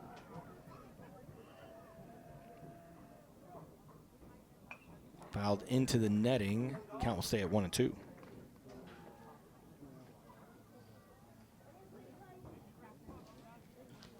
So 4 runs on 8 hits so far for the Falcons. 1 run on 2 hits for the Knights.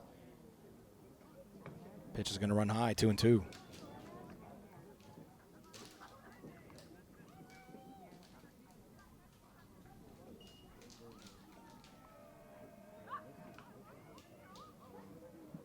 Two pitches fouled off, and Guthrie staying alive, fighting off some good pitches here from Mahaley.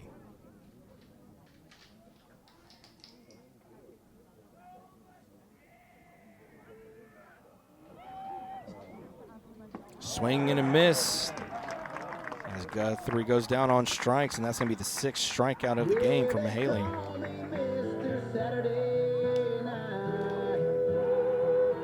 Next up for the Knights is the first baseman, number 6, Cade Holyfield. So Cade Holyfield now with his opportunity against the lefty McKaylee, which for that lefty, he has kind of a little bit of that breaking stuff that he's able to throw into those right-handers as that pitch is taken for strike 1.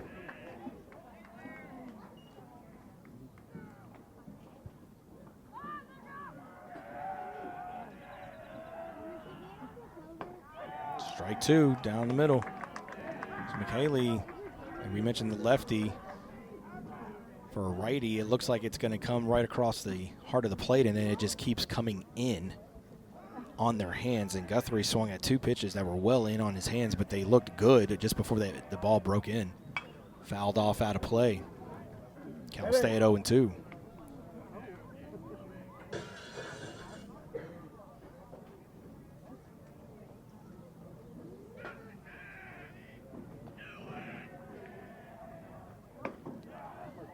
Pitch is going to miss now, 1-2.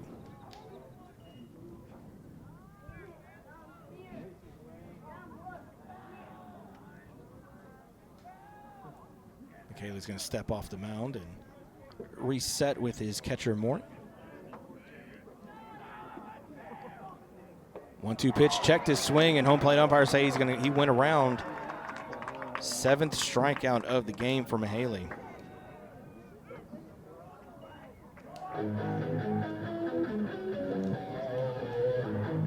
So that's going to bring up Aubrey Frock. That flips us back to the top of the order with the catcher, number 1, Aubrey Frock. Frock led off the bottom half of the first with a double, later scored.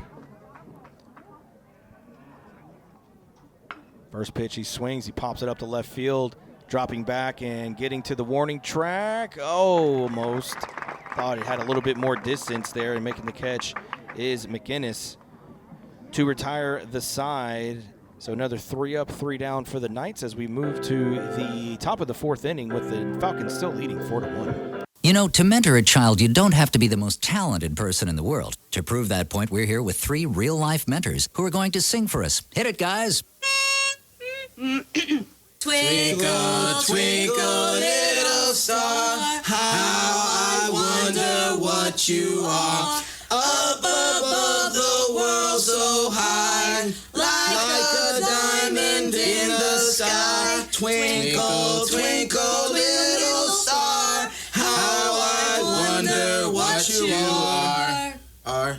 Thanks, guys. That was awful. As you can see, you don't have to be perfect to mentor a child. You just have to be yourself, which, by the way, is pretty good. Excuse me, we don't think we nailed it that time. Can we try it again? Not a chance. Do good. Mentor a child. Call Save the Children toll-free at 1-877-BA-MENTOR. 1-877-BE-A-MENTOR. A message brought to you by Save the Children and the Ad Council.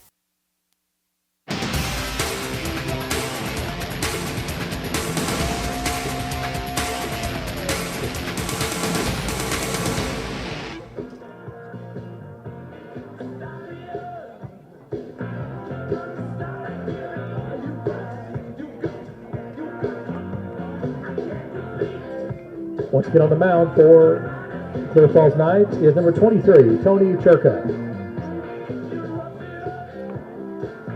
All right, top of the 4th inning, Clear Lake leading 4-1 over Clear Falls. Ryan Gentile here for the Legacy Sports Network as we're live at Clear Falls High School, a.k.a. the Castle. And it's going to be the 2-3-4 hitters for the Falcons. It's going to be Jake Berry, followed by Reed Gunnels, and then Langston Lee. Churka remains on the mound for the Knights.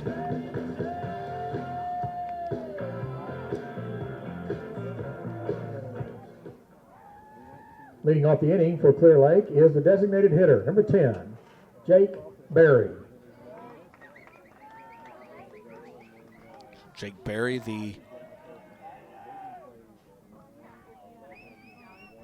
lefty, is 0 for 1 tonight with a walk and a strikeout. He's DHing tonight.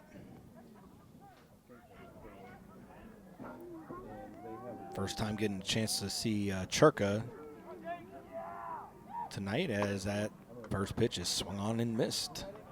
Way behind on the fastball.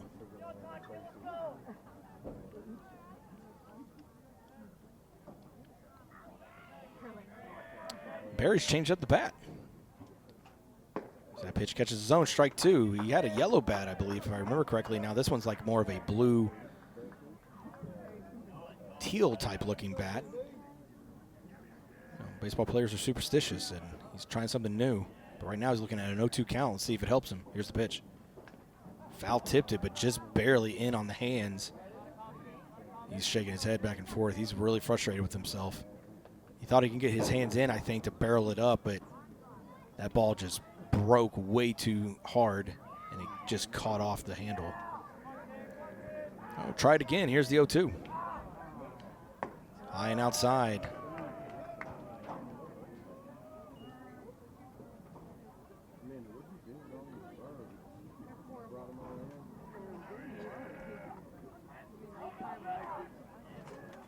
All right, Churka working out the windup.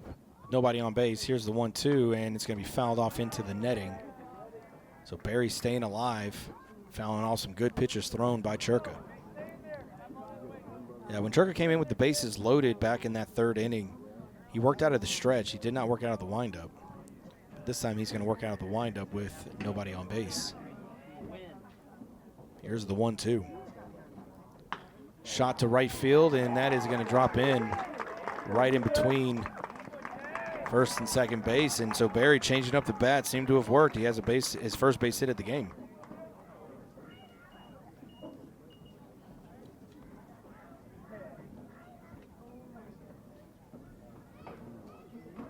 Next up for the Falcons is the second baseman, number 18, Reed Gunnels. So Gunnels 1 for 2 tonight with a single and a strikeout. He tried to get that. He had hit a ball right down the left field line, right at the fence. Should have been an easy double. But Ryder Chilton had other plans as he gunned him out at second base. And that all happened back in the third. Churka really yanked that one. It bounced in the dirt well in front of home plate, but good stop there by Frock. That keeps Barry at first. Yeah, so back in that third inning, it was a quick, hey, strikeout, throw out, at trying to stretch a single into a double. And that's when the chaos ensued back in that top half of the third with 4 straight runs coming in. Swing and a miss, strike one.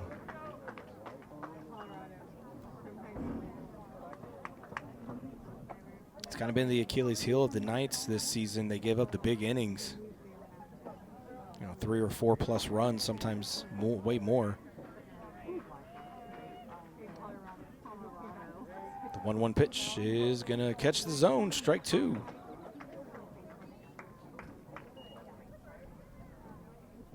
And then we'll see the Knights score a couple more runs late in the game, but by then it's already kind of out of hand and it's hard to come back from. So we'll see what they can do here. Only down 3, still plenty of time if they can maintain this score. But with a runner at first and nobody out so far here in the fourth. Pitch is high, 2-2.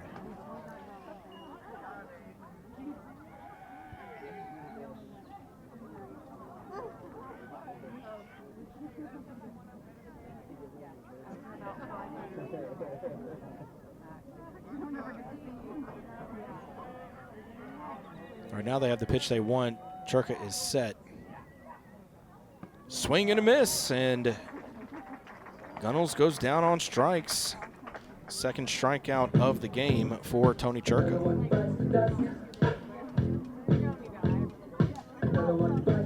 And that brings to the plate the center fielder, number 1, Langston Lee. All right, so Langston Lee's the one that got things started in that big inning. He's the lefty coming in. He had a walk that started the 4-run inning for the Falcons. Now with the runner at first and 1 out. Narvaez just where the dirt and the grass meet at the third base side as that pitch is inside. Not really anticipating a bunt here from the cleanup hitter.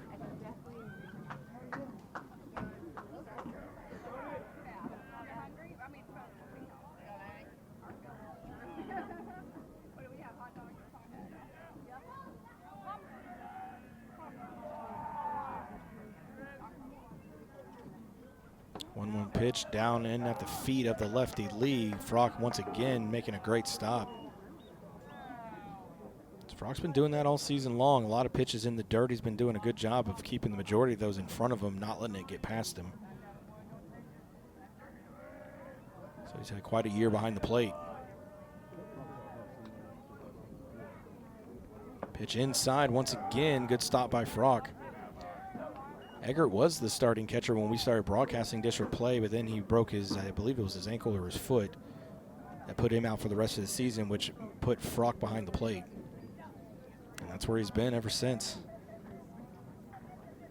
It's a 3-0 count here to the cleanup hitter, Langston Lee. Right up the middle into center field.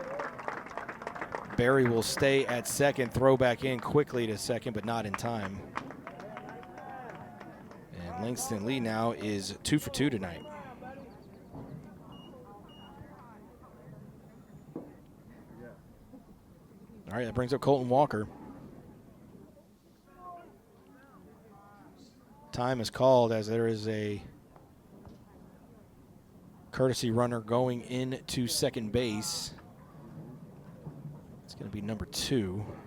Courtesy running at second base is number 2, Mark Amsler. So Amsler going to courtesy run at second base now for Barry. And now batting for the Falcons is the right fielder, number 16, Colton Walker. So Walker he's 1 for 2 tonight with a single, run scored.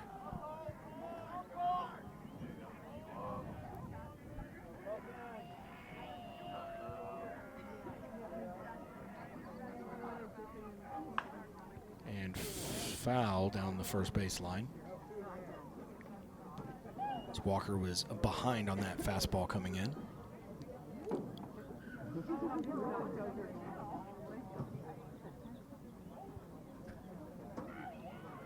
Holyfield playing in on the grass at first base in front of the runner. With one out, here comes the 0-1 pitch, and it's going to be popped up, foul down the third base side into the bullpen, but it's going to get out of play. Narvaez gave it a run and a look. But he just ran out of real estate, so 0-2 count here to Walker.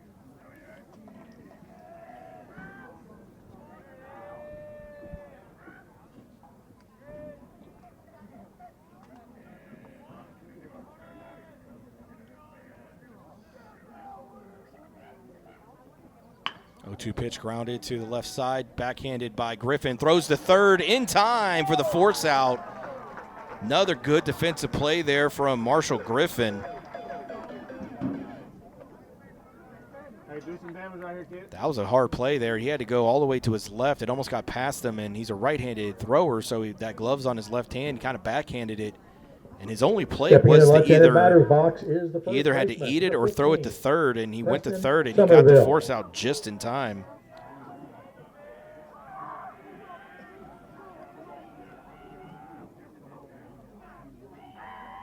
All right, so left-hander Summerfield to the plate as he looks at strike one. No official at bat for him so far in this game as he has 2 walks, but he did score a run back in that third inning.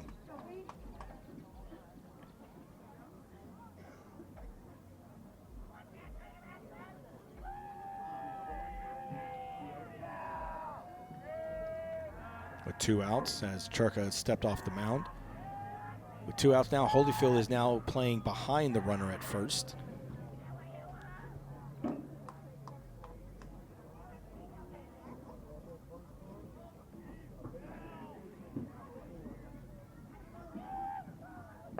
Pitch misses in the zone. Frock fakes the throw back to second. Yeah, Lee's kind of not really dancing, but he's getting himself quite a lead. Keeps going back and forth, and Griffin and August keep kind of dancing back and forth, trying to keep him close, and Frock just kind of wanted to let him know I'm watching you as he faked it, the throw. Hey, let's go, 1-5. Churka steps off the mound again. We've seen Frock kind of throw it down the second before if the runner at second is having too much of a lead. Churka set this time around, and here comes the 1-1. And that one is going to be low, 2-1.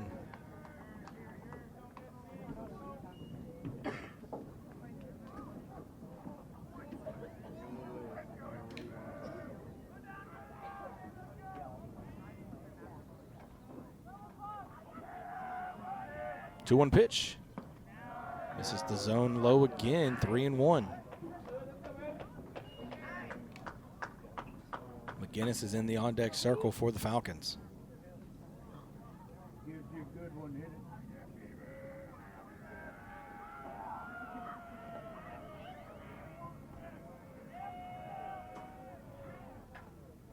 Foul tipped into the netting just underneath the fastball. Hey, come on, kid, you got it. Yeah, Somerville a little frustrated with himself. He guessed right on the fastball, but just underneath it.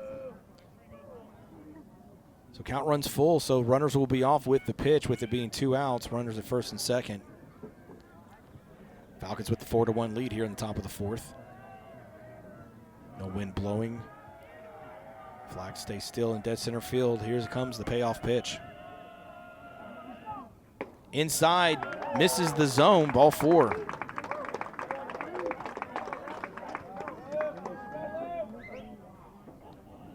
And bases loaded once again, and now it's going to be Luke McGinnis. So McGinnis is 2 for 2 tonight with 2 singles. Has one of those got him an RBI. He's scored a run. He was gunned out trying to score from second base on a base hit to left field. And now a courtesy runner at first base. Looks like it's going to be number 5 coming in. We have another courtesy runner at first base. This is number 5, Chase Morgan. So Chase Morgan comes in and courtesy runs at And now batting for the first base. Falcons is the left fielder, number 17, Luke McInnes. So McInnes got thrown out back in the second inning with the awkward slide on the throw home from Chilton. All right, so with the bases loaded, Churka once again will work out of the stretch, not out of the windup. Curveball is going to catch the zone for strike one.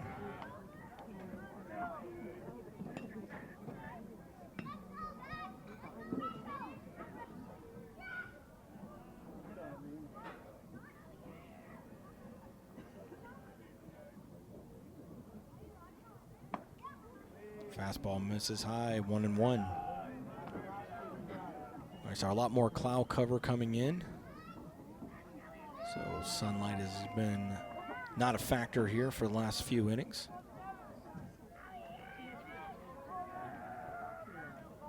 Set in the stretch, here comes the 1-1. Now the breaking ball. Frock stood, no, they're gonna say strike.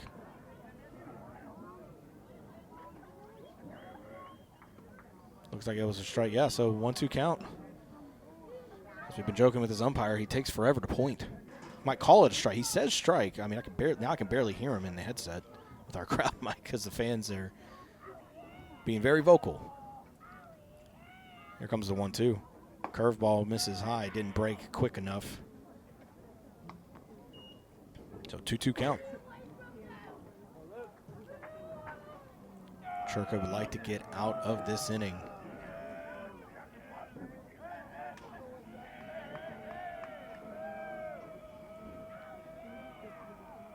Two pitch, misses the zone, 3-2. So those same Falcons fans who were moaning and groaning are now cheering, kind of saying, yeah, good call. It's funny how things can change on a dime. All right, 3-2 count, 2 outs, bases loaded. Runners will be off with the pitch. Here comes the payoff, and it's going to catch his own strike 3. McInnes goes down looking on strikes to retire the side. So the Falcons get runners on the base pass, but could not bring any of them in as Churka is able to get out of the jam. And we will move to the bottom of the 4th inning with the Falcons still leading 4-1. If you're tired of sorting through online directories and classified ads to find your perfect home, look no further than Elio Alanis and his team with the Alanis Real Estate Group. Elio is a local real estate agent in Houston and also a CE King alum, and he just wants to help you find the perfect home for your family. Ditch the stress of going to viewing after viewing only to be let down. Connect with Elio Alanis and the Alanis Real Estate Group. Go to wearehtx.com to learn more. The Alanis Real Estate Group, we are real estate.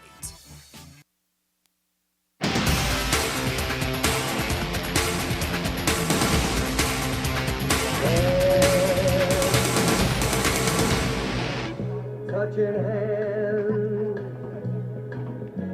reaching out, touching me, touching you. Sweet Caroline, good times never seem so good.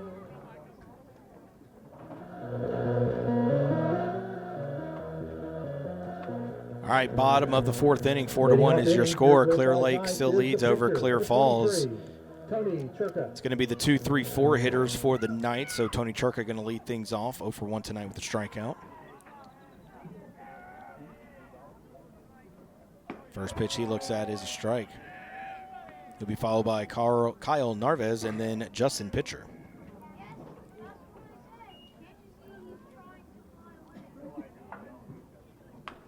Popped him up, but it looks like it is going to get out of play just beyond the stands on the first base side. So out of the 10 batters so far that Mahaley has faced, he has struck out 7.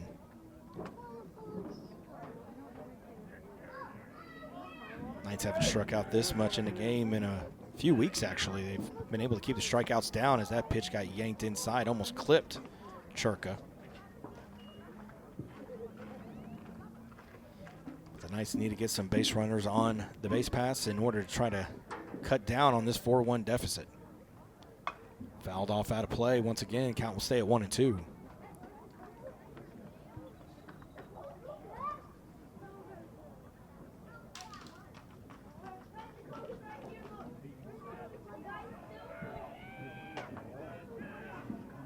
1-2 from the lefty. Popped him up, left center field, going back actually, still going back, and that ball is gone! Home run for Tony Churka. And that's a solo home run for number 23, Tony Churka. The way he got underneath it, I thought that maybe he popped it up a little bit, but no, that ball just kind of kept carrying, and there's no wind blowing, so that was all power there for Tony Churka, and it is now a 4-2 lead for the Falcons.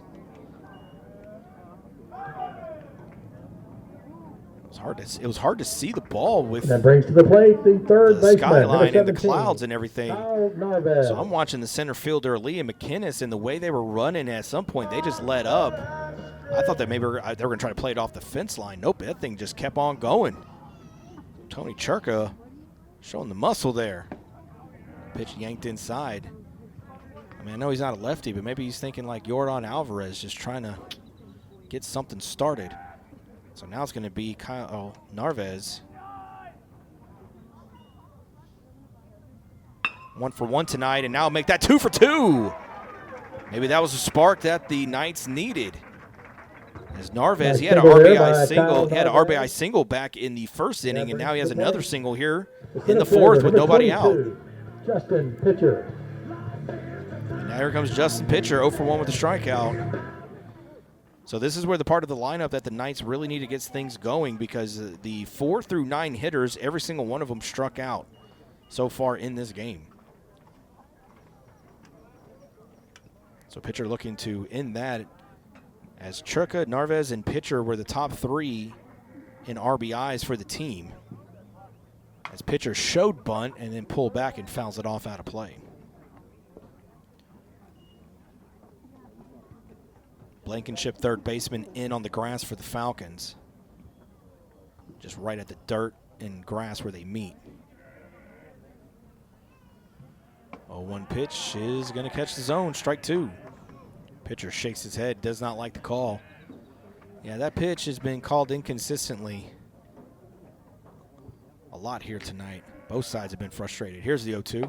That pitch was high, though, no doubt about that one. So as we said, Knights had plenty of time to try to chip away in this game. And a swing and a miss, and pitcher will go down on strikes for the second time tonight.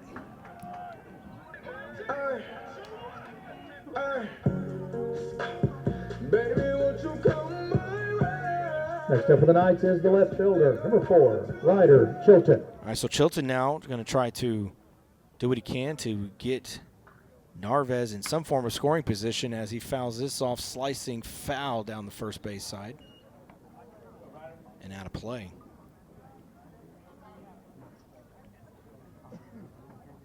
Ideally, you'd like to get at least one more run here after the home run and then a runner on base with nobody out. Pitch is high and outside, evens things up. That's kind of been the other Achilles heel for the Knights so far this season, is runners in scoring position with 1 out or less, and they have not been able to really get that big inning. They might get 1 run in, maybe 2, and then sometimes they get none. That's just been their Achilles heel offensively this season. As that pitch is outside, 2-1. So even though Narvaez is not in scoring position here, but he is on base with Chilton right now, the tying run, as they're down 4-2.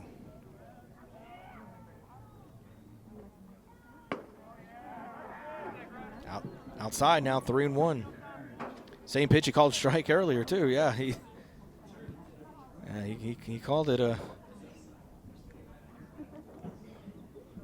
Yeah, McKaylee is very frustrated as he's had that pitch called a couple times, but not that time. Here comes the 3-1. Swing and a miss. Count will go full now to Chilton. Do a fastball almost in the same location. If Chilton didn't swing at that, I wonder what the call would have been. But full count now here with 1 out, runner at first for the Knights. Here comes the payoff. Outside, ball 4. So Chilton, patience pays off, and he works himself a walk.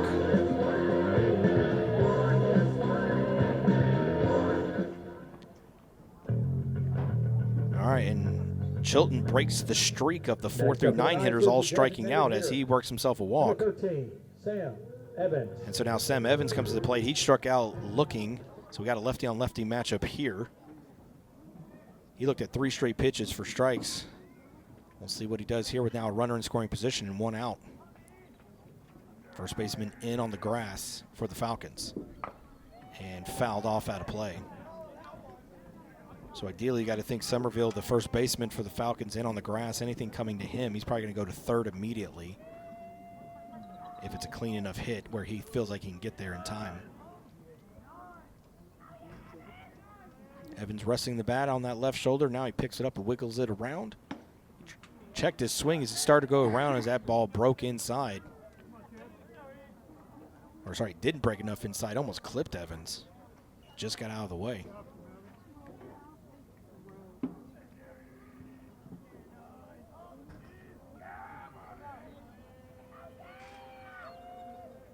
One pitch is yanked. If that pitch is outside, it's going to go 2-1. Blankenship, the third baseman, is really close to the bag at third, anticipating a throw coming his way if that ball goes to the first baseman, Somerville. Here comes the 2-1. Oh, it comes in and it hits him this time. Ball did not break. So that time it got him. All right, and now the bases are loaded for the Knights and 1 out. Next up for your Clear Falls Knights is the shortstop, number 2, Marshall Griffin. All right, Marshall Griffin, senior, big spot for him with the bases loaded, and now the tying run in scoring position for the Knights. And now there's going to be a meeting on the mound for the Falcons. And now Coach Flores can come out and talk to Griffin and talk to his runners that are all on the base pass right now. Well, as we mentioned, this has been the Achilles heel of the Knights so far this season. They've had the bases loaded on numerous occasions throughout district play and managed to maybe only get a run or no runs when there's 1 out or less. So this is a big spot to kind of break that streak, considering this is the last game of the season for the Knights, last game for these seniors, as it is senior night, and it is a senior at the plate in Marshall Griffin. He struck out back in the 2nd inning.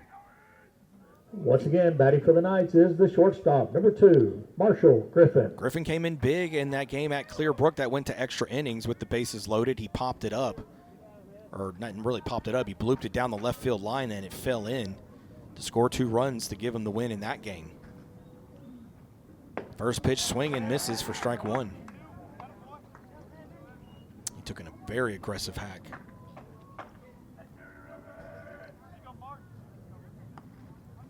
Haley will not work out of the windup either. He will stay in the stretch with the bases loaded. Foul tipped. Got off the end of the bat. Griffin down in the count quickly, 0-2.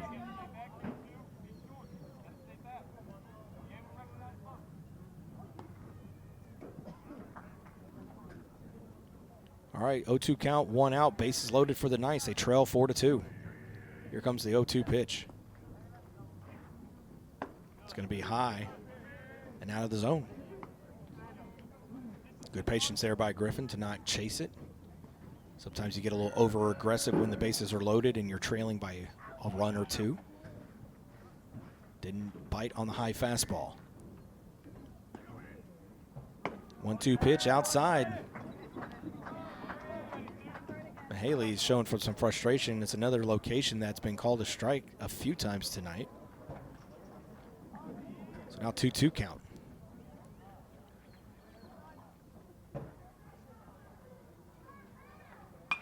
Fouled off out of play. Griffin fighting off a tough pitch to remain alive. So after falling behind 0-2, Griffin's managed to even the count with 1 out.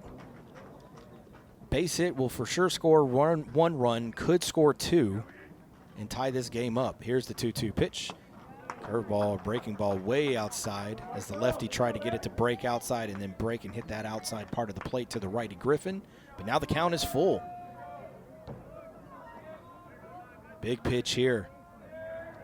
Here comes the 3-2. Way outside, and it's going to get past the catcher. Doesn't matter. The run's going to score anyways on the walk. So Marshall Griffin, after falling behind in the count quickly, 0-2, works himself a walk and gets an RBI out of it. And it is now a 4-3 lead for the Falcons. This is what the Knights want. You want to have these big innings when you have bases loaded and runners in scoring position with 1 out or less. And that brings to the plate the right fielder, number 9, Logan Guthrie. And now it's another senior, Logan Guthrie. Also struck out back in the 3rd inning in his first plate appearance. And now a chance to tie this game up with the runner at 3rd. Way outside, back-to-back pitches that Morin had to kind of fling his body out to catch. Because you got the lefty Mihaly, and then Morin is a right-handed thrower, so that glove on his left hand, he has to bring his across his body. 1-0 pitch is swung on and missed, evens the count at 1. Guthrie got really aggressive there. Blankenship in on the grass at 3rd, now steps back a little bit. Pitch high, 2-1. And Mihaly kind of hopping up and down after he released that pitch, a little frustrated with himself. Clearly did not throw it where he wanted it. Here's 2-1. Pitch is high, 3-1. So Mihaly, after he got up on the count on Griffin 0-2, ended up walking him, and now he falls behind here to the 8-hole hitter Logan Guthrie. 3-1 pitch on the way. Outside, ball 4, back-to-back walks has tied this game up at 4 apiece.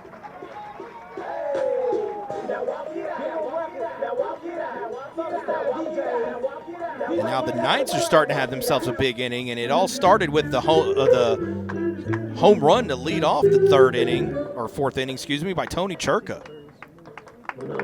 And we're going to have a pitching change here for the Clear Lake Falcons, as Mihaly will come out of the game, as we are tied up at 4 apiece. Knights with the bases loaded and only 1 out. When we come back, it's going to be the 9-hole hitter, Cade Holyfield, at the plate. We'll be back.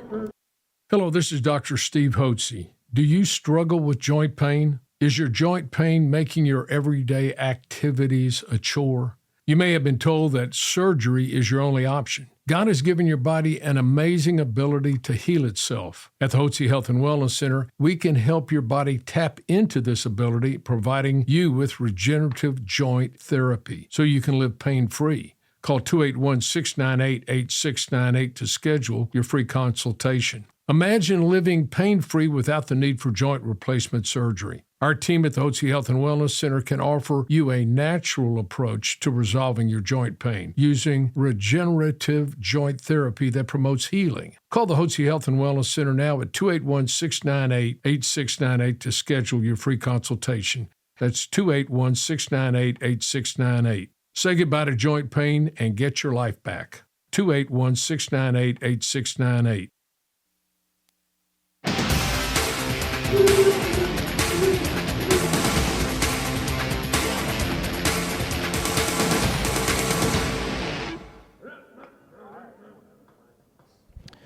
All right, Jared Yoakum is going to come in relief for the Falcons.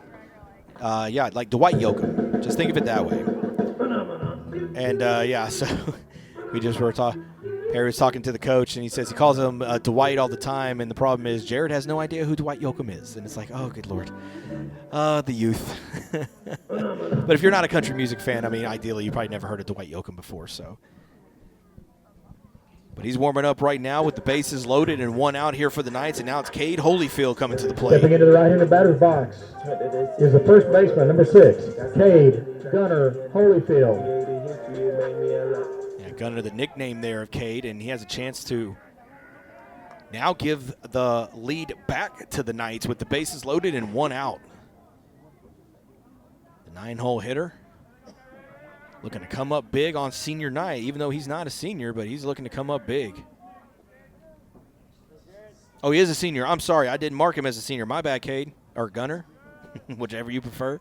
My apologies. So Cade is a senior, so a chance to come up big on his night as he looks at a pitch outside for ball 1.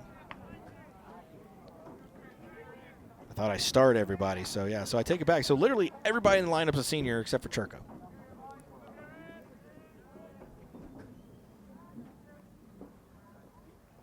1-0 pitch is going to be outside, ball 2. Yeah, that's the problem when you come in relief, when you don't really know the zone and you're trying to find it and especially with the bases loaded, you don't want to make a mistake because one mistake could lead to a big inning. And so far, that's been the Knights here in the fourth, scoring 3 runs to tie it up. 2-0 pitch on the way from Yoakum, and this one will catch the zone for strike 1. No surprise there from Cade. You don't want to 2 straight pitches miss the zone. See if you can find it first before you try to take a hack at it. Now we'll see how Cade approaches things with a 2-1 count and 1 out.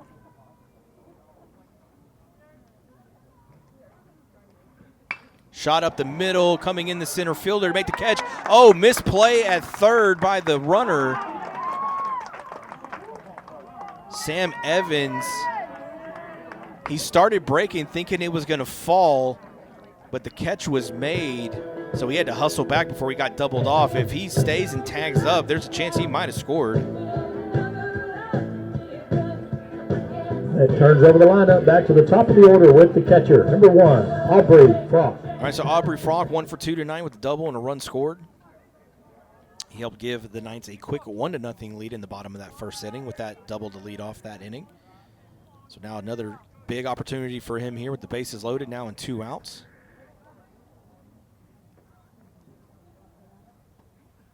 First pitch swinging, and this will get through the hole on the left side. Knights will take a lead. They're going to stop the runner at third as Griffin was flying and Flores kept him there. And the Knights now take a 5-4 lead.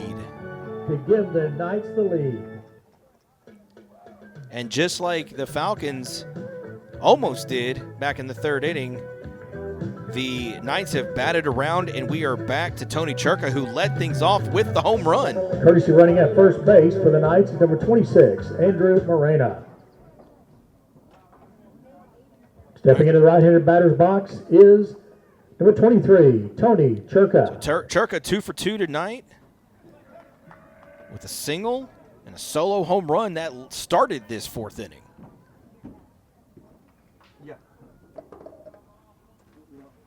And he's going to look at the pitch down in the dirt for ball 1. Morin with a good stop there to keep it right where it's at. So we mentioned that's been the Achilles heels offensively for the Knights, not able to come up with the big innings with runners in scoring position and less than 1 out, but that has not been the case in this inning. 4 runs have come across to give them back a 5-4 lead. Pitch inside almost got Churka, but it just missed for ball 2. The hat fell off of Yoakum. Saw that a lot last week against Dickinson. Kid's hat fell off every time he threw a pitch. Here's a 2-0. Popped him up in the infield. It's going to actually drift back into shallow left center field, and the center fielder will make the catch to retire the side, but the damage has been done for the Clear Falls Knights. Only got 2 hits, but a number of walks led to some runs coming in, and they take a 5-4 lead going into the top of the 5th inning. We'll be back. Legacy Sports Network, now celebrating 18 years of broadcasting excellence. We are your home for local high school sports coverage. Expect excellent audio and video production. Whether you're listening at home or at the game, find us at lsnsports.com. Legacy Sports Network, building a legacy one game at a time.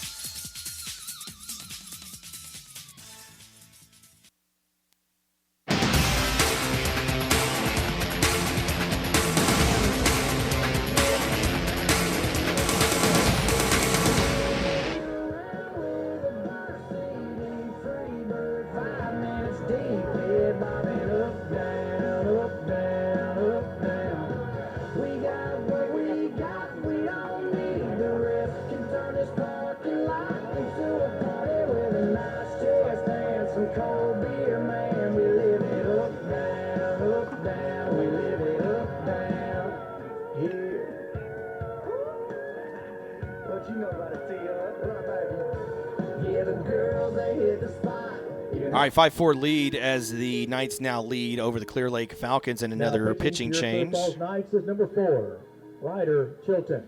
All right, so Ryder Chilton now will come in relief out of left field. And then let's see here. We're gonna. August looks like he went to left field. Number 19, Miles August moved from second base to left field. Marshall Griffin moved from shortstop back to second base. And Tony Churka, number 23, moved from the mound to shortstop. All right, so as you just heard there, so pretty much Churka and Griffin moving back to their original spots that they started this game with. Chilton will come in relief, and August, who was at second, will now move to left field.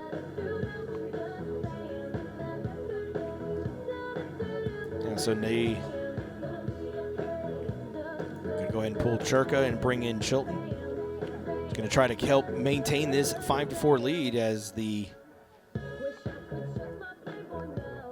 So we mentioned the Achilles heel of the Knights was offensively just not able to come up in those big situations, but they did in that bottom half of the fourth. So now the other thing is they usually give up the big innings on the pitching side of things, and they did that back in the third inning. But usually after they give up a big inning like that, they usually shut it down, and they've been able to kind of not really give up more runs. Leading off the inning for the Falcons is the shortstop, number 4. Cooper Jackson. So we'll see if they can maintain that kind of streak here, because they gave up the big inning here in the third inning, and now here we are in the fifth, and it's Cooper Jackson leading things off. It's going to be the 8-9 hitters and then back to the top of the lineup. Cooper Jackson had that bases clearing 3 RBI double in that third inning that gave the Falcons that 4-1 advantage at that time as that pitch missed low for ball 1.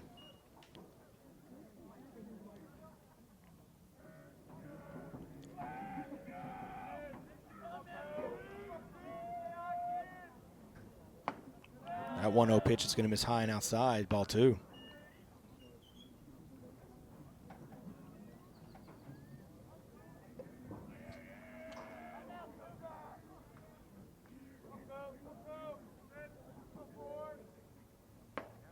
That pitch caught the zone that time for strike 1.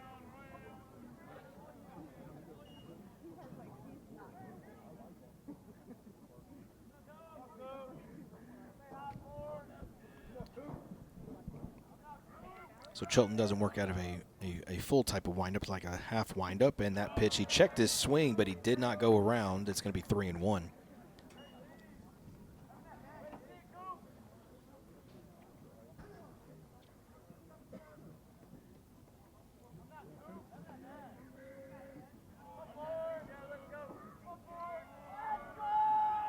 One pitch. Inside, catches the zone, strike 2. Hear a lot of hooting and hollering from the Falcons dugout. Trying to rattle Chilton, but after being behind in the count, has now worked it full to the 8-hole hitter, Cooper Jackson. Here comes the payoff. Inside, strike 3 looking. Cooper started to go around, but it did not matter. They're going to say it caught the inside of the zone.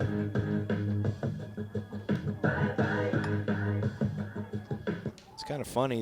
And that brings to the plate the third baseman, number 29, Blake Blankenship. So Blake Blankenship 1-for-1 tonight, walking a single. Now we joke about how the home plate umpire takes him forever to do strike 3. Or excuse me, say a strike, but then when they ring him up, man, he's quick to pull that lawnmower. Let me tell you, his first pitch is going to be low and away for ball 1. And that pitch inside to Cooper Jackson, I mean, he immediately just cranked it back.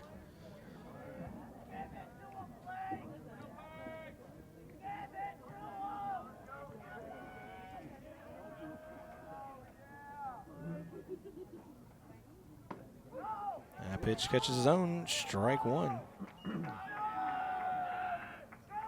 A couple of groans from the Falcons side of things. That pitch looked eerily similar to where the pitches that Mahaley was throwing, and did not get a lot of the calls, apparently, according to them, it sounds like.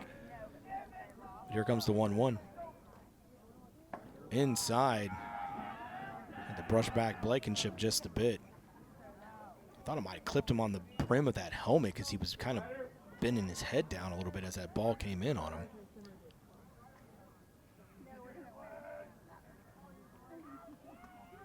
All right, here's 2-1 from Chilton. Catches that zone to even things up at 2 apiece. So Falcons with 4 runs on 10 hits. Knights with 5 runs on 4 hits. It was the walks that helped them out in that bottom half of the 4th. Long exchange and now time called as Chilton and Frock were not on the same page there, as Chilton was not liking what he was seeing, and now they are set to go. Here comes the 2-2 from Chilton. Breaking ball just misses, broke a little too soon, and it's now a full count here to the 9-hole hitter Blankenship, back to the top of the order with Morin. 3-2 pitch, and swung on and missed, and caught in the glove, actually foul tipped, so that is a strikeout, back-to-back strikeouts for Chilton to start the game, or start the top half of the 5th.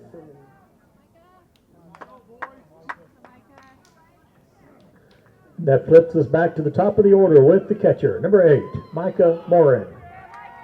Morin 1 for 3 tonight. He led off the game. First pitch he saw was a single, and then he struck out his last 2 at-bats.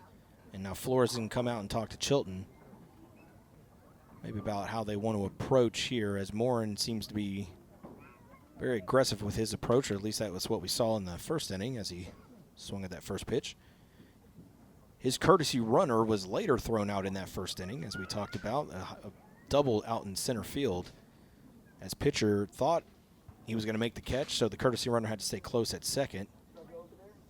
And when the ball got away from pitcher, he came around third, but he slipped and fell down, and then the throw in came in time to prevent that run. So at the moment, that has been a big out here with a 1-run lead for the Knights, and then also the throw out at home from Ryder Chilton, who's now on the mound, back in the 2nd inning to get Luke McGinnis.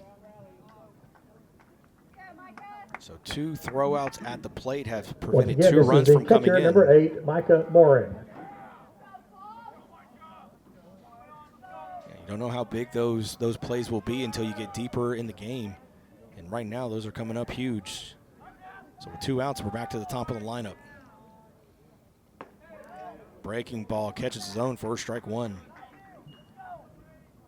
And so after that single in the first, he struck out in the second and then struck out looking in the third.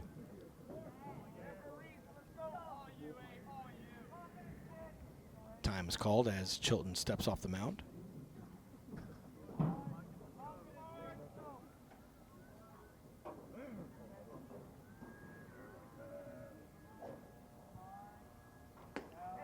Ooh. That pitch bounced in the grass and it went right into the glove of Frock, though. So 1-1 count. And just spiked that one.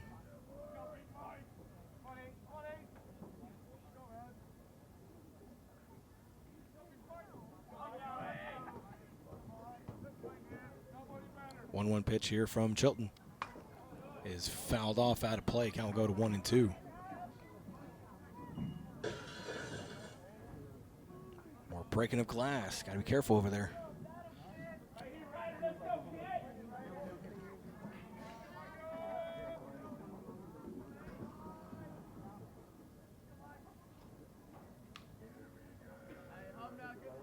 So long exchange here between Frock and Chilton once again. Morin doesn't call time. Here comes the 1-2 with 2 out. Breaking pitch. Oh, try to frame it. Did not get the call. It was close. Frock tried to bring it in, but did not get the call. So count even at 2 apiece with 2 outs here in the top of the 5th. Knights looking to hang on to this 5-4 lead. Here's the 2-2. Half check swing. It goes to the second baseman Griffin, who will flip it to first to retire the sign. So a 3 up, 3 down for the first time tonight for the Falcons. And we will move to the bottom of the 5th inning with the Knights still leading 5-4. Life happens. Maybe a work trip, a family event, or you just want to watch the game at home. Don't let the tickets go to waste. With Quick Assist, your seat gets listed for sale on every major marketplace simultaneously. No more juggling apps or stressing over resale. We make it fast and hassle-free so you save time and put money back in your pocket. From pro to college, Quick Assist has you covered. Download the Quick Assist app by scanning the QR code on our Legacy Sports Network website. Quick Assist, your ticket everywhere.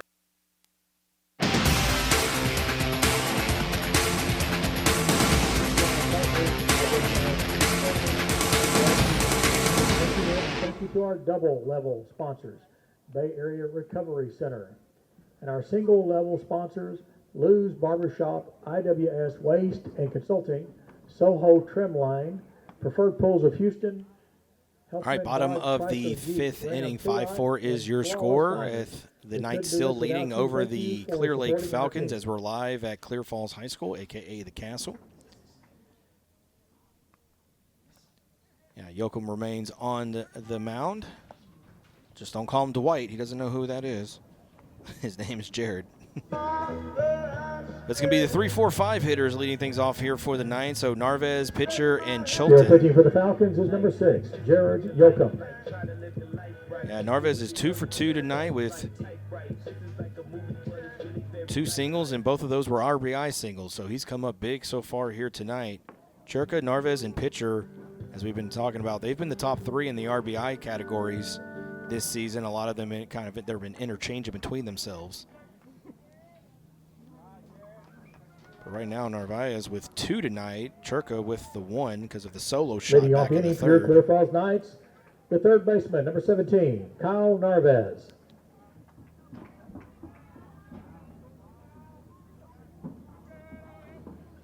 Swing and a miss at the first pitch for strike 1. A little high in the zone there. So as we mentioned, this is a big game for the Falcons tonight. So the 0-1 pitch is going to miss outside. Evens things up. Because with their win against Clear Falls last night, that pretty much guarantees them either a playoff spot or at least a playoff or a playoff spot, as that pitch is inside, strike 2. Clear Lake sitting at 7-6, as are Clear Springs. So those two teams tied for the 3rd and 4th spots. Deer Park right now 6-7, right behind them. Down in the dirt. So ideally, Deer Park looking to beat Dickinson to even up at 7-7. Deer Park hoping for a Clear Lake loss to move them to 7-7. And Clear Creek is taking on Clear Springs. 2-2 pitch is going to be fouled off into the netting. Yeah, so right now, Dickinson and Clear Creek are fighting, as Clear Creek has a 1-game lead for district right now over Dickinson. So all these teams have something to play for, and right now Knights are trying to play spoiler. Here comes the 2-2. Checked his swing. They're going to say no, he went around. It was in the dirt and got away from the catcher, and he'll throw it to first to complete the strikeout. But for the Falcons and the Chargers, it doesn't really matter, because if Deer Park loses, then those two teams make the playoffs. Number 22, Justin Pitcher. It'll just be a question of the seeding of will they be 3 or 4, depending on if both teams win or both teams lose. But if Deer Park loses, it does not matter.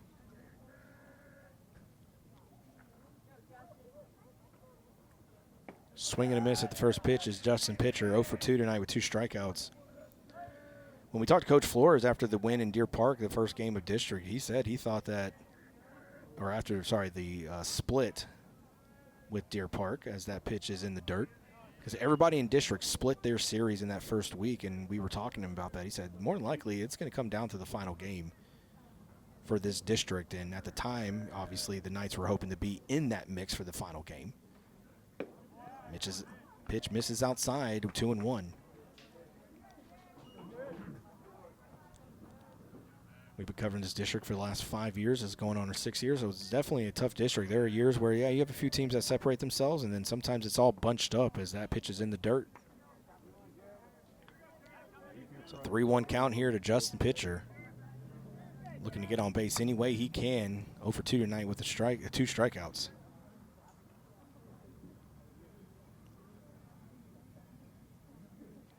So for senior night, Knights would definitely want to play spoiler. And right now they lead 5-4. That pitch down the middle for strike 2, so count runs full to pitcher. Wearing some yellow batting gloves, the black helmet. Here comes the payoff pitch from Yoakum. And outside corner, strike 3. Pitcher goes down looking. Kind of questionable, that call. I feel like he's that pitch in that area has been back Stepping and into the forth all right-handed game. batter's box is the pitcher. Number 4, Ryder Chilton. All right, Ryder Chilton 0 for 1 tonight with a walk and a strikeout and a run scored. But he's come up big defensively twice tonight, as that pitch is high for ball 1. Right now, he's the lone reason that this is he's one of the reasons that is still a 5-4 lead for the Knights. Outside corner, caught the plate, strike 1. Had to throw it at home, and then he threw out a runner trying to stretch a single into a double. Pitch misses outside. A little low, so 2-1 here to Chilton.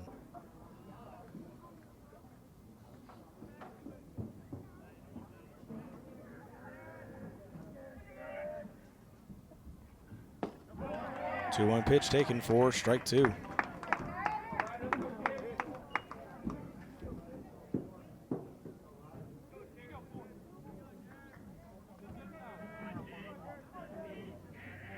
All right, 2 outs here in the bottom of the 5th inning. It's a 2-2 count.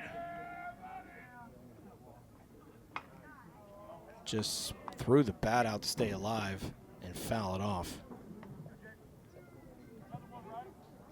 Keegan Howard is in the on-deck circle to pinch hit if Chilton's is able to get on base.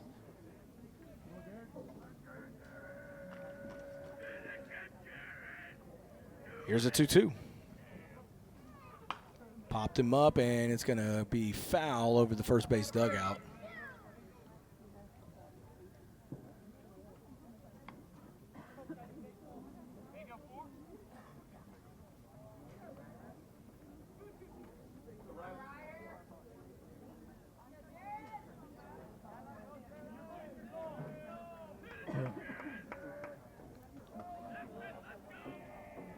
All right, here's the 2-2. Reached out but fouled it down the third base line. Soft dribbler there. Coach Flores kicking it up. Clearly soccer is not his skill. he wasn't able to kick it back up to himself. Or maybe it is. I don't know. I've never asked him. I'll have to ask him that next time I talk to him. How are your soccer skills, Coach? Count stays at 2-2 with 2 outs. Chilton at the plate. Here comes the payoff, or not the payoff, but the 2-2 from Yoakum. Swung on and missed. He chased the pitch out of the zone. So 3 up, 3 down for Yoakum, and all of them via the strikeout, and that will retire the side. But the Knights still lead 5-4 as we now move to the top of the 6th inning, and we'll be back. Alvin and the Chipmunks want to remind you to keep bacteria in food from making you ill with 4 simple steps. This will be a walk in the park. Clean. Wash hands and surfaces often. I'm waiting for the rinse cycle. Separate. Keep raw meats away from ready-to-eat foods. Yep. Cook. Make sure meat, poultry, and seafood is cooked to the right temperature. Fire in the hole! And chill. Refrigerate food promptly. Bingo! Check your steps at foodsafety.gov. Brought to you by the USDA, HHS, and the Ad Council. The road trip to food safety starts at foodsafety.gov.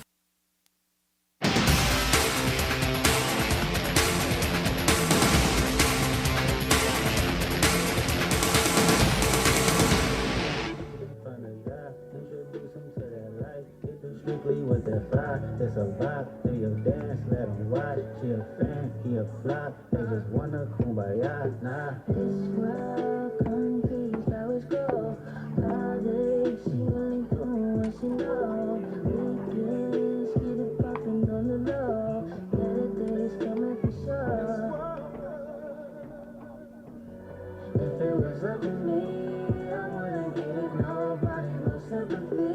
I take away the pain, I give you everything. Defensive changes for the Knights. Now behind the plate, we have number 5, Caden Kelly. And moving from the catcher position over to second base is number 1, Aubrey Frock.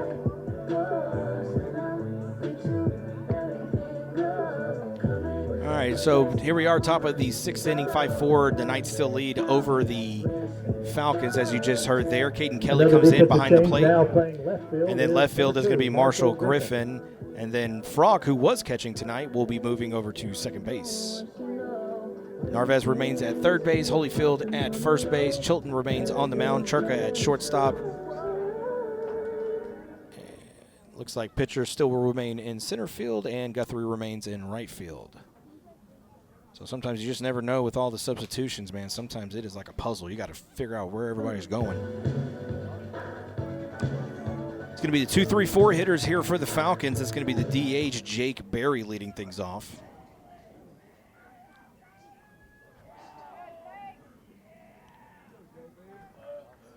Leading off the inning for the Clear Lake Falcons is the designated hitter, number 10, Jake Berry. So this will be the third, not the third straight inning, but Berry has led off the 3rd, 4th, and now the 6th inning for the Falcons. He's 1 for 2 tonight with a strikeout and a walk.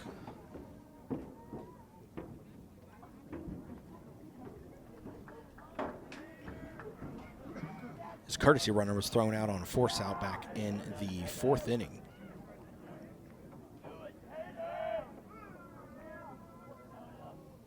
First pitch, he's swinging and fouls it off into the netting. So first time facing Chilton tonight.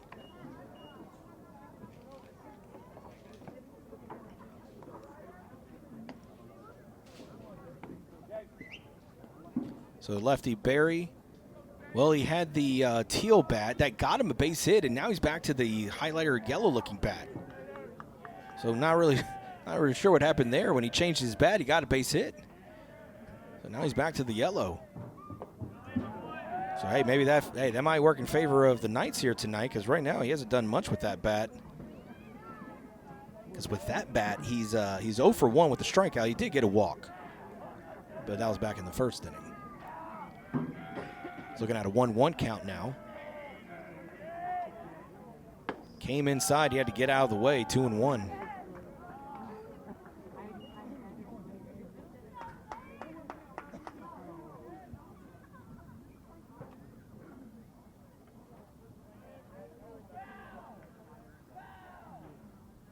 Two-one pitch on the way from Chilton is going to be shot right to the first baseman. Holyfield puts his hand up to Chilton saying, I got it. And so, yeah, changing the bat for Berry changing the bat by Berry did not help out. As he's put out on the 3 unassisted, and now that's going to bring up Reed Gunnels. Next up for the Falcons is second baseman, number 18, Reed Gunnels. So Reed Gunnels now 1 for 3 tonight with 2 strikeouts. He was thrown out trying to stretch that single into a double by the guy on the mound, Ryder Chilton. So now that Chilton threw him out trying to get to second base, we'll see if he wants to try to strike him out. That pitch is down in the dirt for ball 1. No chase there from Gunnels.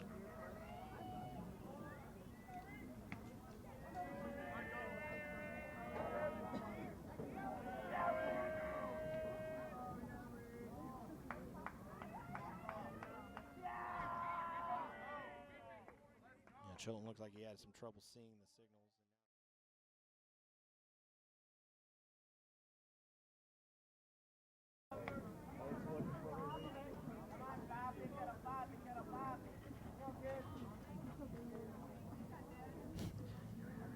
Chilton gave off a little smirk as whatever signal he saw, he gave a little smirk of a smile.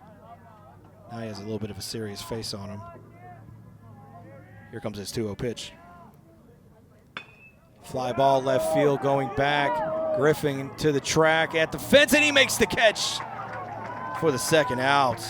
Nice catch for the second out up against the wall there for Marshall Griffin out in the left field. Marshall Griffin, last few games, making some good defensive plays. He had a good one in this inning, in this game. Next up for the Falcons is the center fielder, number 1, Langston Lee. And when he was playing shortstop when Churka was pitching, he had to make a tough play. He went to third for a force out. Made a good play at second base a few games ago, and now makes a catch right at the fence line to prevent, well, probably would have been a double. But now it's 2 outs, and it's going to be the lefty Lee at the plate. And he's going to check his swing. Did not catch the zone. He did not go around, so ball 1. Lee is 2 for 2 tonight with a double, single, and a walk and a run scored. He's been left stranded, though, 2 of those 3 hits that are 2 of the 3 times he's been on base. Fouls that one off out of play, going to even things up at 1-1. Yeah, that ball went toward the cars. That might have broke something. So that might be an accurate sound you just heard. Hopefully not my truck. Knowing my luck, it might be.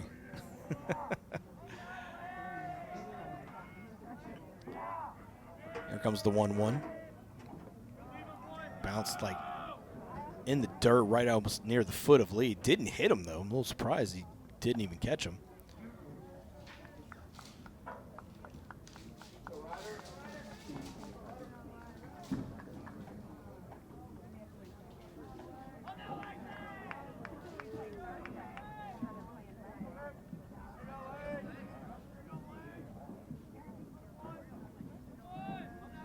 All right, 2-1 pitch from the righty Chilton to the lefty Lee. It's going to be high, 3-1. Chilton wants a new ball. He didn't like that one. Can't you blame him? That thing got yanked way up, so it's going to be a 3-1 count.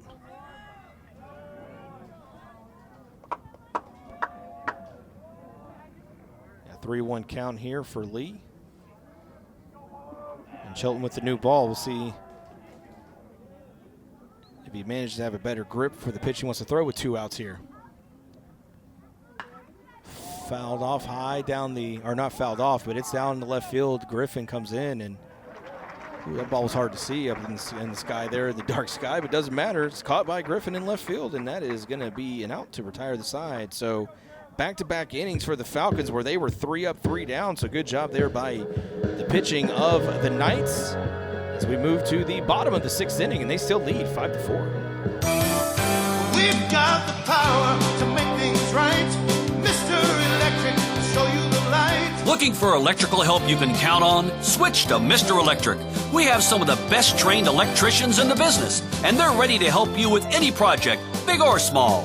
Best of all, with Mr. Electric, our work is 100% guaranteed. That's why so many people trust Mr. Electric. We've got the power to make things better. Mr. Electric.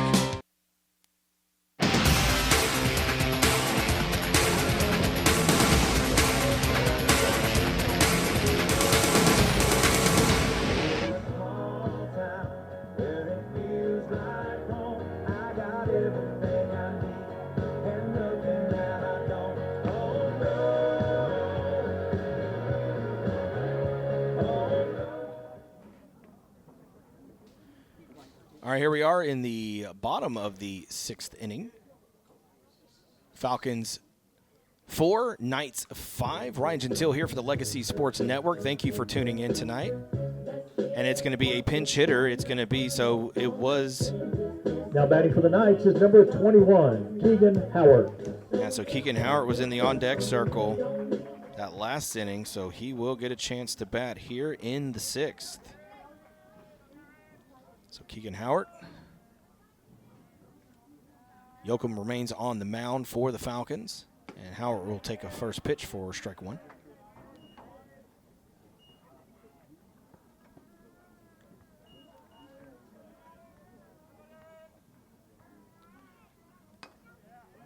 Soft chopper to the third baseman Blankenship, and he throws it high, but good stretch by Somerville to snag it for the first out.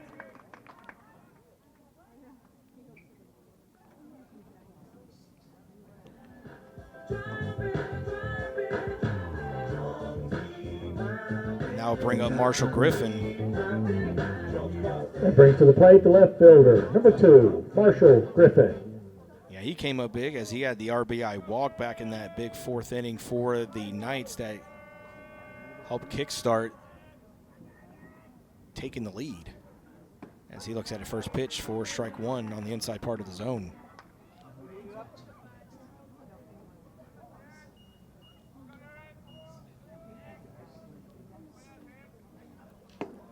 That pitch is going to be outside for a ball. Caden Calderon is in the on-deck circle, so he'll be pinch hitting for Guthrie.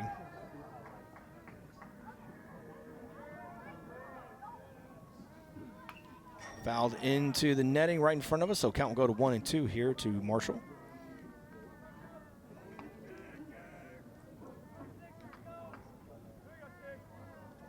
So senior night tonight, we jumped on the air a little early. We did have some technical difficulties broadcasting out to you. However, we were still recording, so the 1-2 pitch is going to be in the dirt to even things up.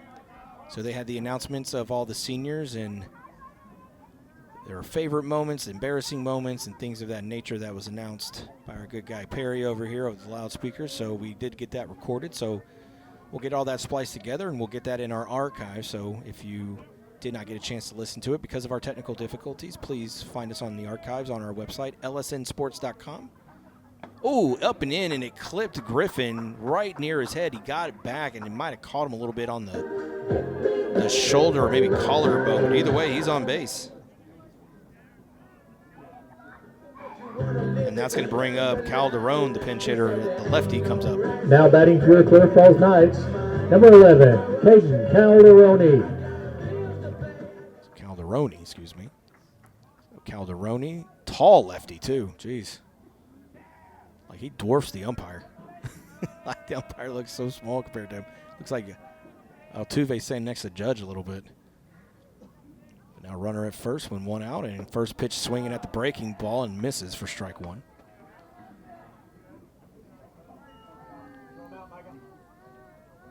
So obviously the Knights would like to tack on a extra run here as we are in the bottom of the 6th inning.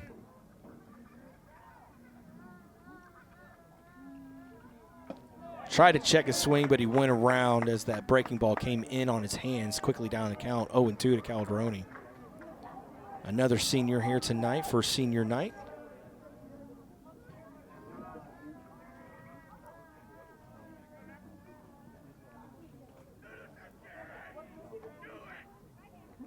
Here comes the 0-2 from Yoakum, and he swings and misses. No, he foul-tipped it. Caught a piece of it, so he's thrown him 3 straight breaking balls. And Calderoni's gotten very aggressive with them, but just foul-tipping them. Or just foul-tipped that pitch. He missed the first 2. But yeah, so like we mentioned, all the ceremonies from this afternoon at the start of the game, we got that recorded, so we will have that archive for you. So I'll get that over to them sometime tomorrow, so hopefully that will be up for everybody to listen to if you did not get a chance to attend the game. Hopefully by Sunday at the latest, no later than Monday. Pitch was outside, 1-2. Lots of groans from the Falcon side.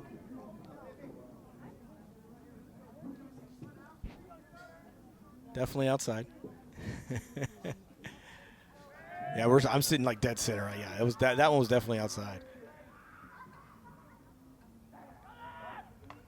Curveball again, and he foul-tipped it. He fouled it off his leg. It looked like he caught him on that front foot as he walks it off a little bit. Caden Holyfield in the on-deck circle.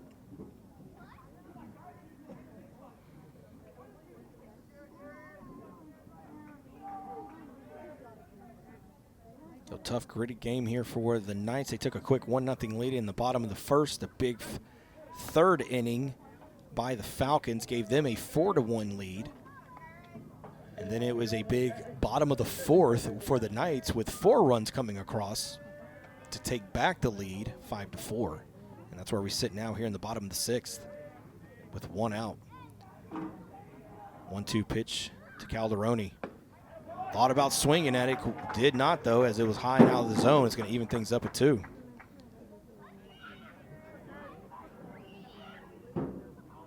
Griffin on first after being hit by a pitch. He's been dancing a lot off first and trying to catch the attention of Yoakum. Does that fake start and stop that a lot of the base runners in high school do. Try to distract the pitcher any way they can.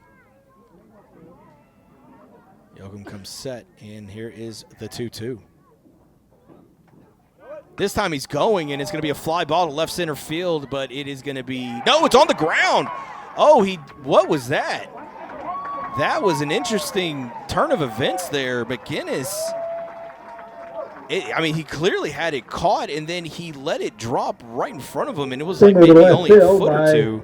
Caden Calderoni. Oh, wow.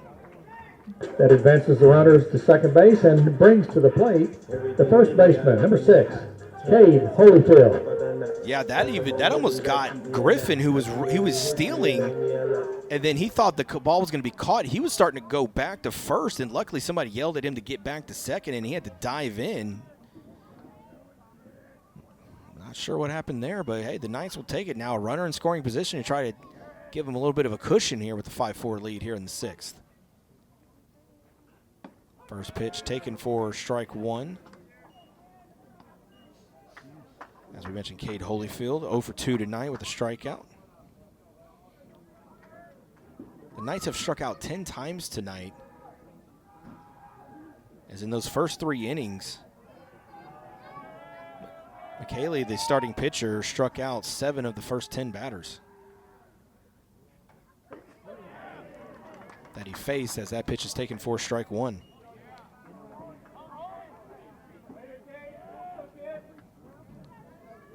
But the Knights have rallied starting in that big 4th inning.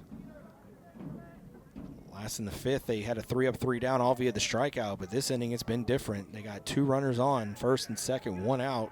0-2 count to the 9-0 hitter Holyfield, as he just fouls it off to stay alive. So they came up big in that 4th inning, where they've usually struggled with runners in scoring position in less than 1 out, or 1 out or less.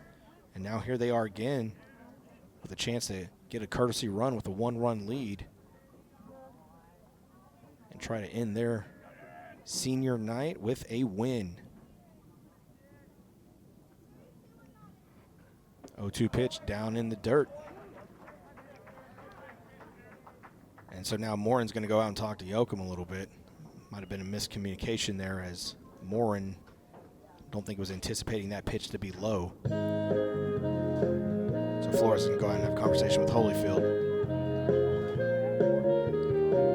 So the Falcons, one way or another, will be battling for some form of a playoff spot if Deer Park wins and this score remains the same. But if Deer Park loses, Falcons are in regardless. It's just a matter of are they the 4th or the 3rd seed. Swing and a miss, and Holyfield goes down on strikes.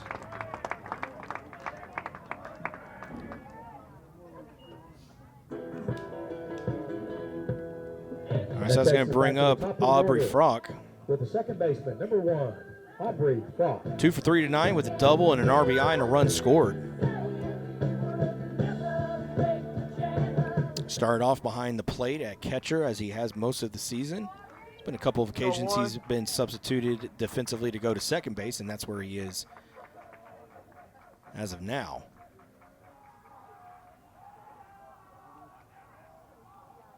First pitch he sees, he swings it, but inside out swing right to the second baseman, who throws the first to complete the out and retire the side. But so the Knights leave 2 runners stranded, but they still lead 5-4. Final 3 outs for the Falcons to try to mount a comeback.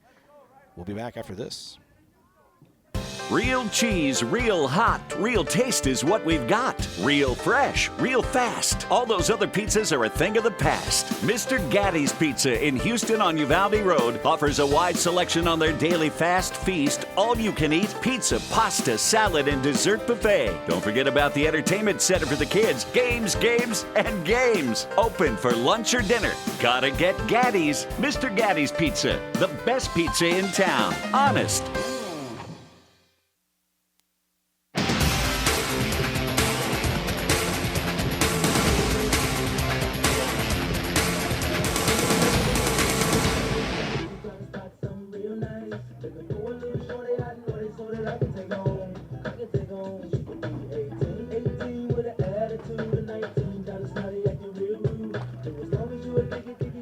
All right, top of the 7th inning, final 3 outs for the Falcons to try to come back and tie or take the lead in this game, as the Knights lead 5-4. Knights looking to end their final game of the season on a high note on senior night, with the majority of the players on the field all being seniors. Churka right now the only one who is not a senior. Chilton remains on the mound. And it's Still on the mound for your Clear Falls Knights, number 4, Ryder Chilton. Leading off the inning for the Falcons is the right fielder, number 16, Colton Walker. All right, so the 5-6 hitters, 5-6-7 hitters going to lead things off. Colton Walker, 1 for 3 tonight with a run scored, reached on a fielder's choice in his last at bat.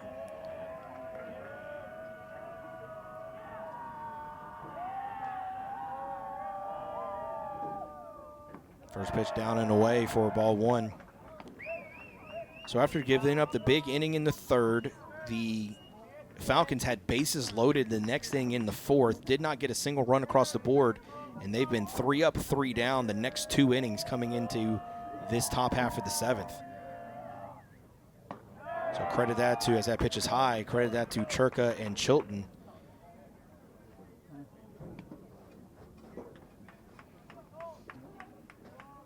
Actually, I take it back. No, that's Chilton. Sorry. So Chilton's had 3 up, 3 down as he came in to start the 5th inning. Has 2 strikeouts already. Right now, 2-0 count. Down and away, 3-0. So 3 straight pitches out of the zone to Colton Walker, the right fielder. It's going to be Preston Somerville in the on-deck circle.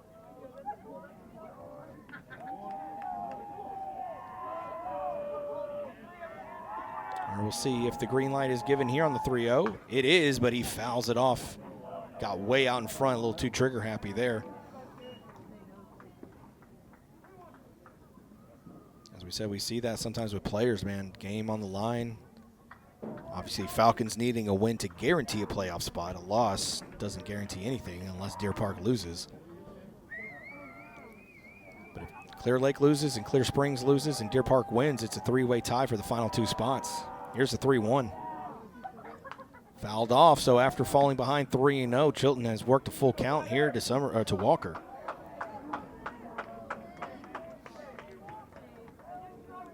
Chilton once again going to ask for a new ball.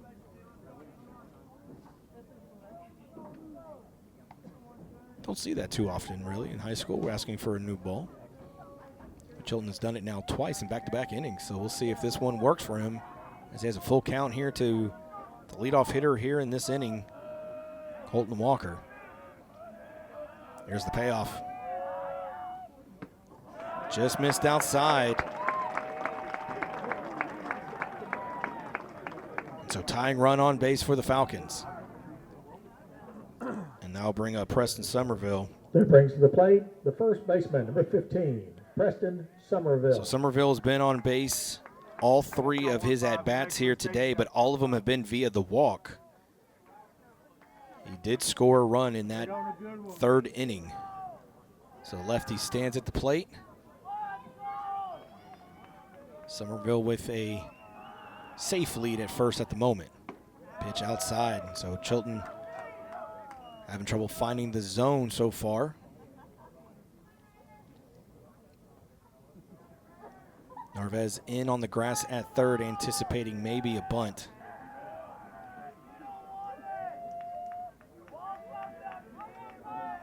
Chilton set in the stretch. And I think a miscommunication there as Frock started setting up outside and then that ball came inside. He had to stop it. Or sorry, that was Caden Kelly. My apologies. Not Frock. And now Flores is going to come out and talk to Chilton or maybe bring in another reliever here because right now Chilton's had trouble finding the zone as he has a 2-0 count.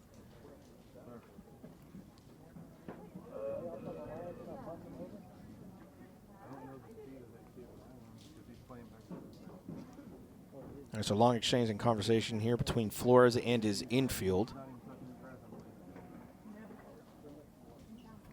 As the Knights are just 3 outs away from ending the season, at least on a high note and a win to close out the 2026 season.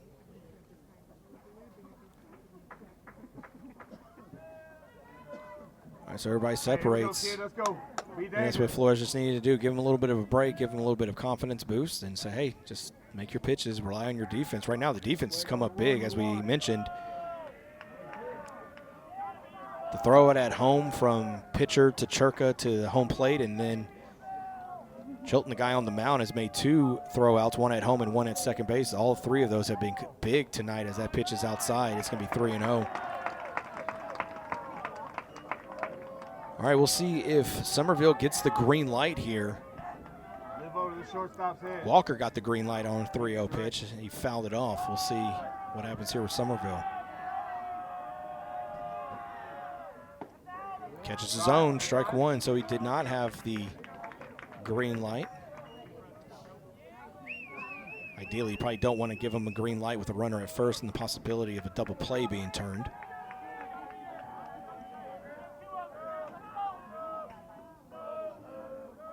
All right, big pitch here from Chilton with a 3-1 count and a runner at first. Knights leading by 1 here in the top of the 7th.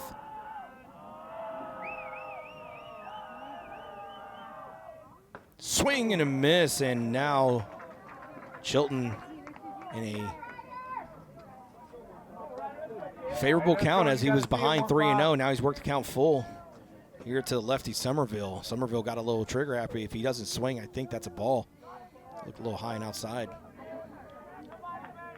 Here comes the payoff pitch. Swing and a miss. Big strikeout there by Ryder Chilton. 3rd strikeout of the game for Chilton. That brings to the plate the left fielder, number 17, Luke McInnes. All right, so McInnes, 2 for 3 tonight. RBI, run scored, strikeout. He was thrown out at home by the guy on the mound, as we mentioned earlier. First pitch is going to miss outside.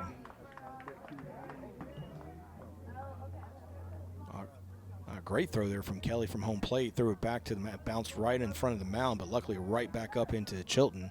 If that ball bounces another way, Walker at first maybe would have been able to swipe second.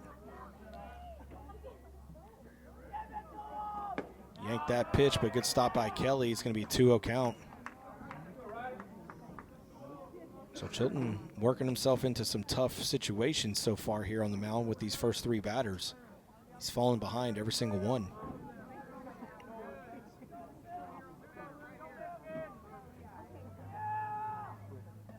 Two-0 pitch high, 3-0.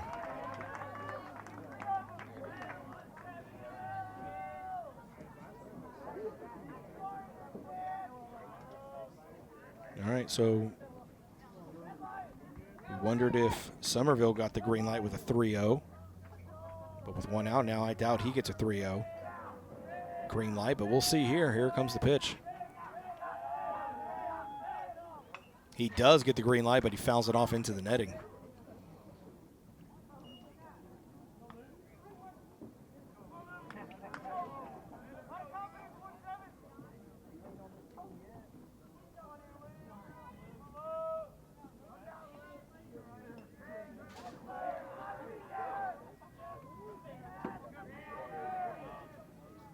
All right, Chilton set in the stretch, and here comes that 3-1, and a swing and a miss. So once again, in back-to-back hitters, he fell behind 3-0, and now he's got back to a 3-2 count.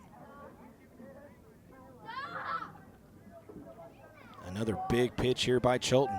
Came in relief in the 5th inning. He's had 3 up and 3 down in the 5th and the 6th with 2 strikeouts. There's a 3-2 count with 1 out and a runner at first. They're up by 1. Knights leading by 1. Here's that payoff, and it's going to be high for ball 4. McGinnis thought about chasing after it, but did not, and now the tying run is in scoring position. And now it's going to be the shortstop, Cooper Jackson. Stepping into the right-handed batter's box is the shortstop, number 4, Cooper Jackson. He had the big hit in that 3rd inning. He had a bases-clearing double that scored 3 runs to give the Falcons the 4-1 lead at that time in the top of the 3rd. And And now a chance to come up big once again with the runner in scoring position. Holyfield, the first baseman, in on the grass in front of the runner. More than likely, he'll be going to third if it comes his way. Catches his own for strike one. Coper, he seemed very frustrated with that call, but not sure why. It caught the plate. He caught the zone. Or maybe he's frustrated with himself that he did not swing.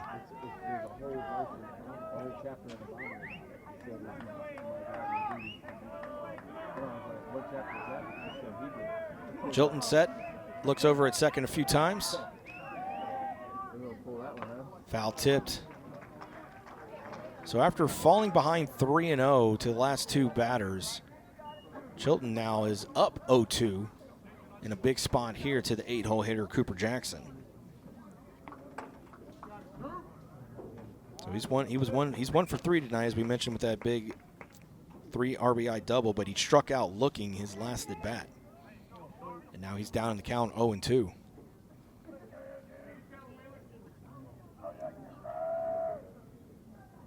Strikeout would be big here for Chilton.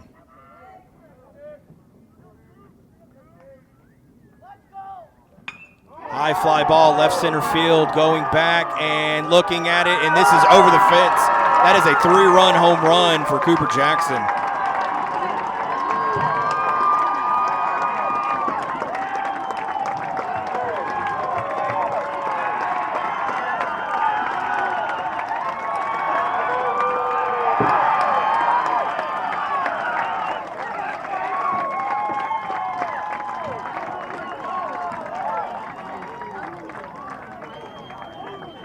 And just like that, the Falcons take a 7-5 lead.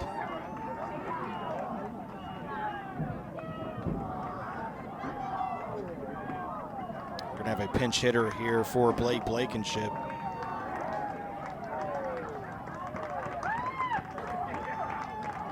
Now batting for Clear Lake is number 30, Nathan Zapata.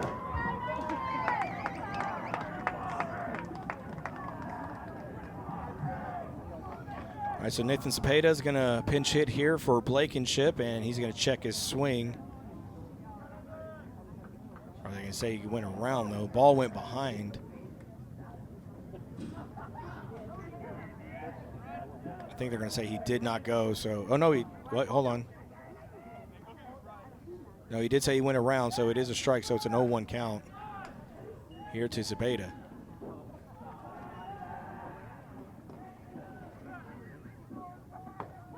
In the zone, strike two.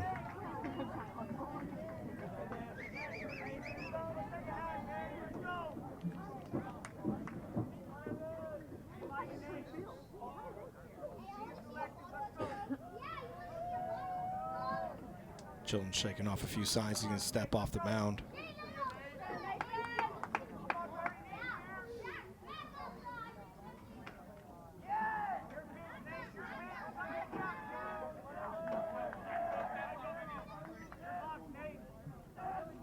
Another long exchange here between Kelly and Chilton, so not on the same page there of the pitch he wants to throw.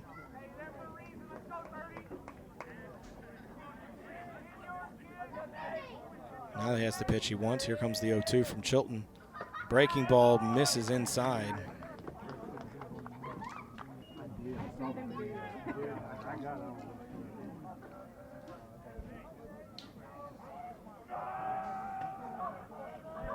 Here comes the 1-2.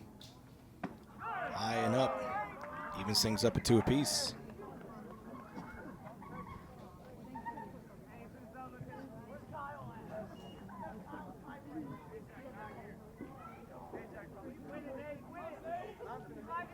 Two-two pitch on the way. Swing and a miss. I can't even talk. Swing and a miss. And Zapata goes down on strikes. 4th strikeout of the game for Ryder Chilton. And now we're back to the top of the lineup with Micah Morin. Morin is 1 for 4 tonight with 2 strikeouts. And now Morin's going to go talk to his coach. Have a little bit of a conversation. That takes us back to the top of the order with the catcher, number 8, Micah Morin.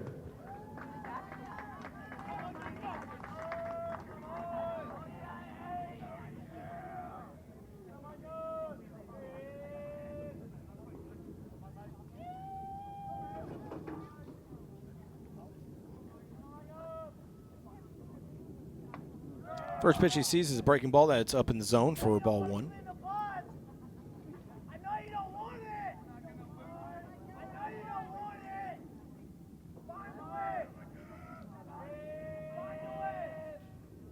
One 0 pitch is high, 2-0.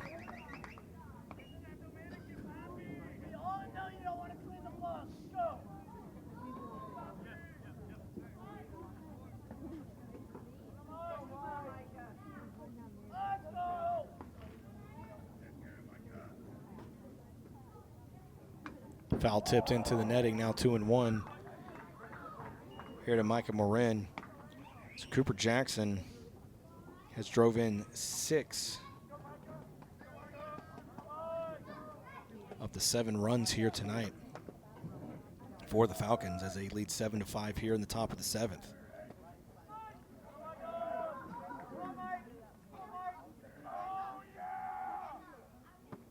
Breaking ball misses outside, 3-1.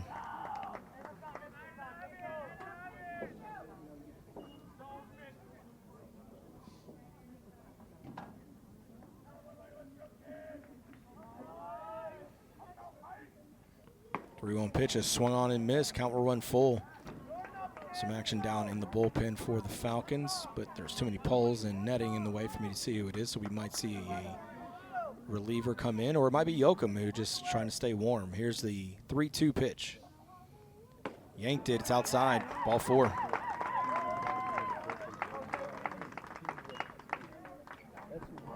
So what? Oh, sorry. Yeah. There you go.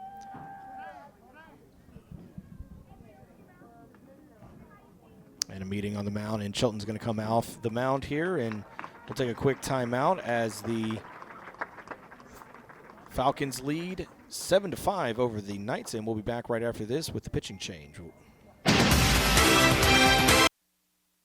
Forming, rolling. You've got tickets to the game, but something comes up. Maybe the boss sends you on the road, the kids have practice, or you just can't make the drive. That's where Quick Assist steps in. With one tap, your seats hit every major ticket marketplace at once. No more juggling apps, no more wasted time. Quick Assist, it takes the hassle out of resale and puts cash in your pocket. Pro or college sports, it's all covered. Download the app today by scanning the QR code on the LSN website. Quick Assist, your ticket everywhere.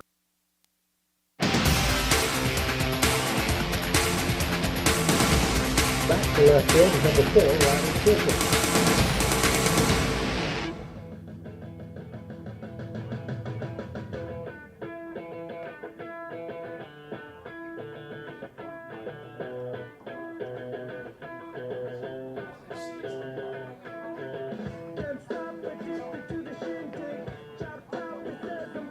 All right, top of the 7th inning, and it's going to be Ryder Chilton going back to left field, and then Marshall Griffin coming in to pitch here in the 7th with a 7-5 lead for the Falcons now after the 3-run home run by Cooper Jackson.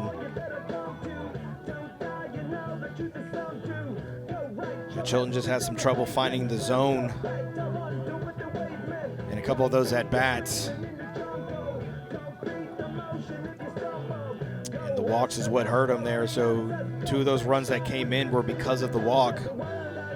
So the inning started off with the walk, a strikeout, a walk, and then the 3-run homer.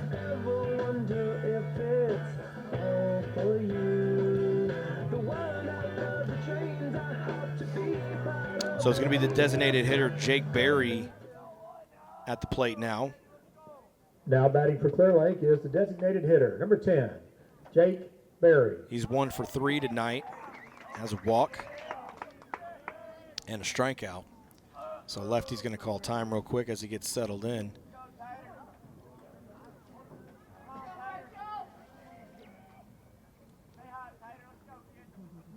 Here's the first pitch from Griffin. It's going to be outside for ball 1.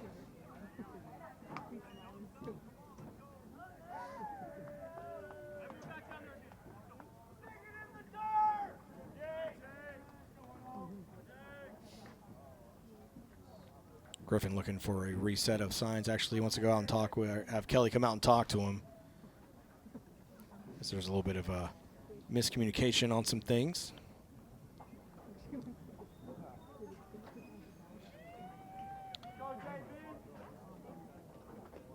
found out it was Jacob McBride, as our guy Randy next to me was able to have a better angle than me. So Jacob McBride was warming up in the bullpen for the Falcons. So we'll see if he comes in the bottom half of this 7th inning. Swing and a miss, evens the count at 1 apiece.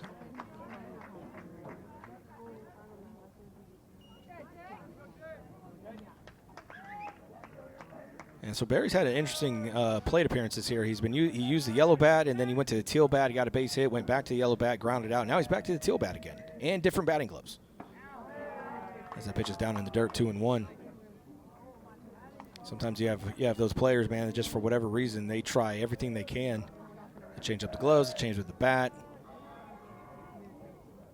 You've heard of guys changing their shoes. More on the major league level, guys changing their underwear. I mean, you name it, man. They do anything they can to get a base hit. 2-1 pitch is popped up. Is it going to stay in play? Looks like it is. Narvaez comes over, and he'll make the catch to retire the side, but the damage has been done after the 3-run homer by Cooper Jackson gives the Falcons a 7-5 lead. But we go to the bottom half of the 7th with the Knights with the opportunity to try to come back and tie or walk it off. We'll be back. Forming, rolling, punching, cutting, welding. If you know what I'm talking about, you know it's the Walk-Up Company. The Walk-Up Company has become the leading metal fabricator in the Houston area because we can offer you something few others can match. Extensive fabrication experience, a highly seasoned and skilled workforce, high-tech equipment, and the stability you want in tough economic times. Family owned and operated for years, so you know we'll be here for the long run. And our commitment to quality work and customer satisfaction makes the Walk-Up Company the right choice for you. Visit us at walkupco.com. That's walkupco.com. The Walk-Up Company. Your imagination, our fabrication.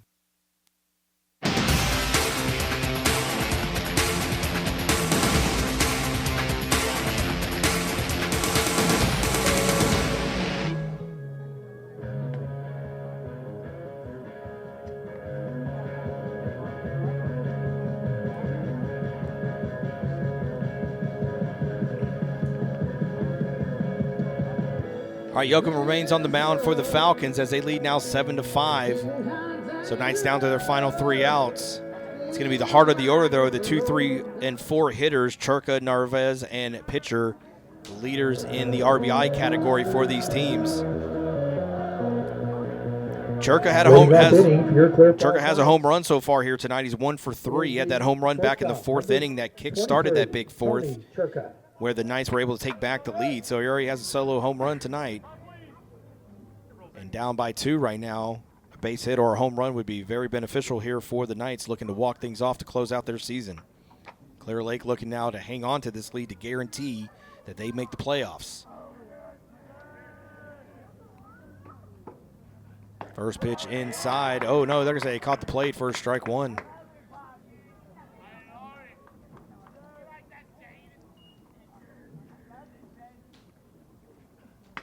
High fly ball, left center field, going back to the track, and this is gone! Second home run of the game for Tony Churka. That is the second home run, the second leadoff home run, I should say, for number 23, Tony Churka. He did it again. The lone guy who's not a senior is doing everything he can to make sure these seniors go out with the win.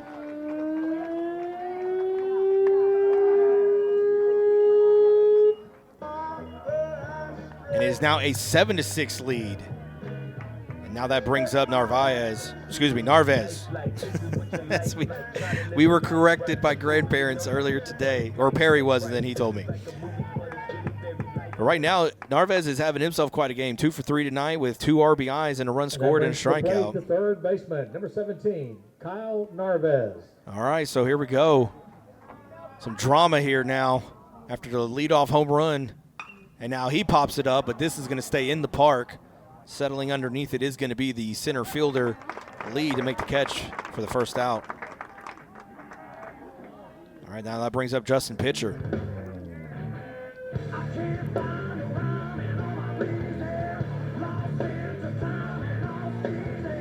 Stepping into the right-handed batter's box is the center fielder, number 22, Justin Pitcher. So Justin Pitcher 0 for 3 tonight with 3 strikeouts. He would definitely love to get a base hit. A home run would be even better for this kid on senior night to tie this game up.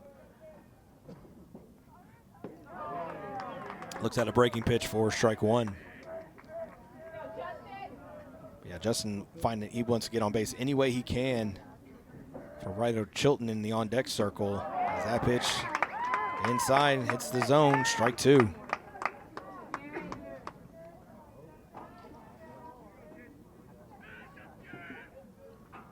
Here's the 0-2. Slicing foul down the right field line.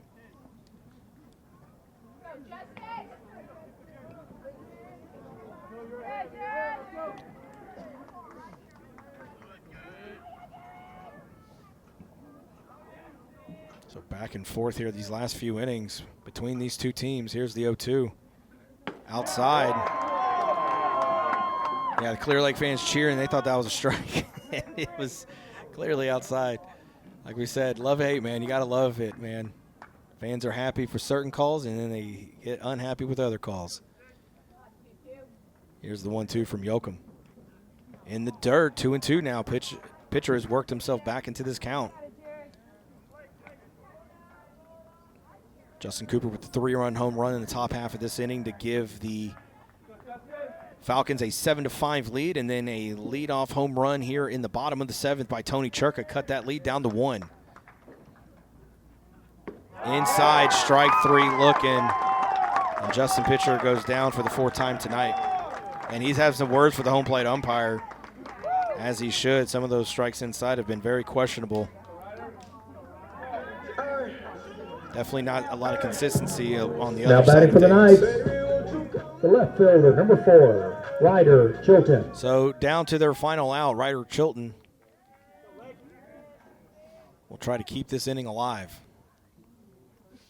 And he looks at a first pitch for strike 1.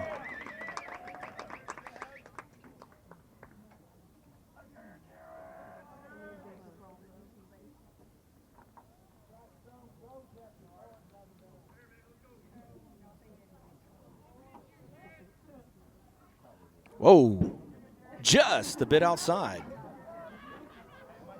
As Yoakum, he pulled a wild thing, Vaughn. I mean, he yanked that thing. It literally went nowhere near the plate. Like, the catcher didn't even move. He just kind of watched it go by him. So, the late, great Bob Uecker in the movie Major League. I know that wasn't his character's name, but, you know, Harry Doyle was his name. Popped him up, but over the head of us here at the press box.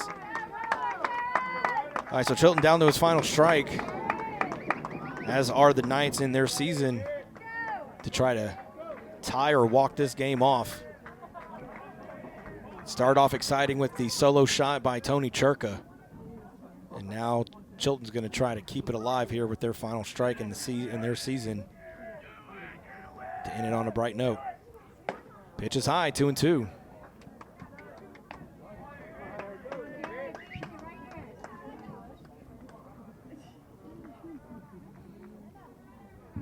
So 2-2 count, 2 outs here in the bottom of the 7th. 7-6 score, Clear Lake leading, looking to cement their spot in the playoff. Here's the pitch. Swing and a miss. And Chilton will go down on strikes. And that will end the ball game.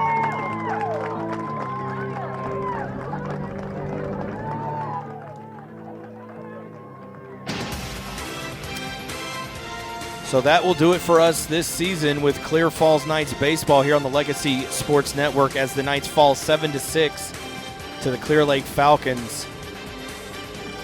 Strong effort there by the Knights. They almost mounted the comeback. They took a lead, but it was Justin Cooper who just had himself a ball game. A 3 RBI double in the 3rd. And then a 3-run home run in the top of the 7th inning to give the Falcons back the lead. And so that's going to do it for us this season. We appreciate everybody tuning in this year and the hospitality. We definitely enjoyed it. It was a lot of fun. I always enjoyed calling this district. This was the 6th year I've called District of 24-6A after spending 5 years at Clearbrook, following Coach Flores over here to Clear Falls.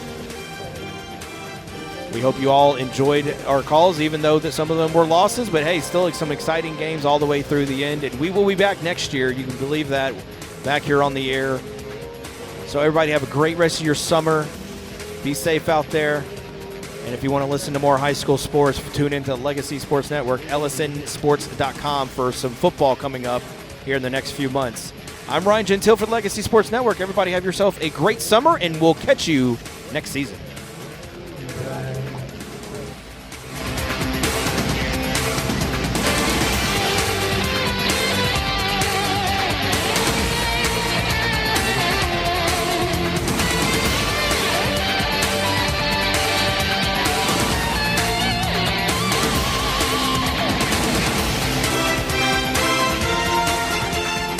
You've been listening to Greater Houston Area High School Baseball on the Legacy Sports Network. Copyright 2026.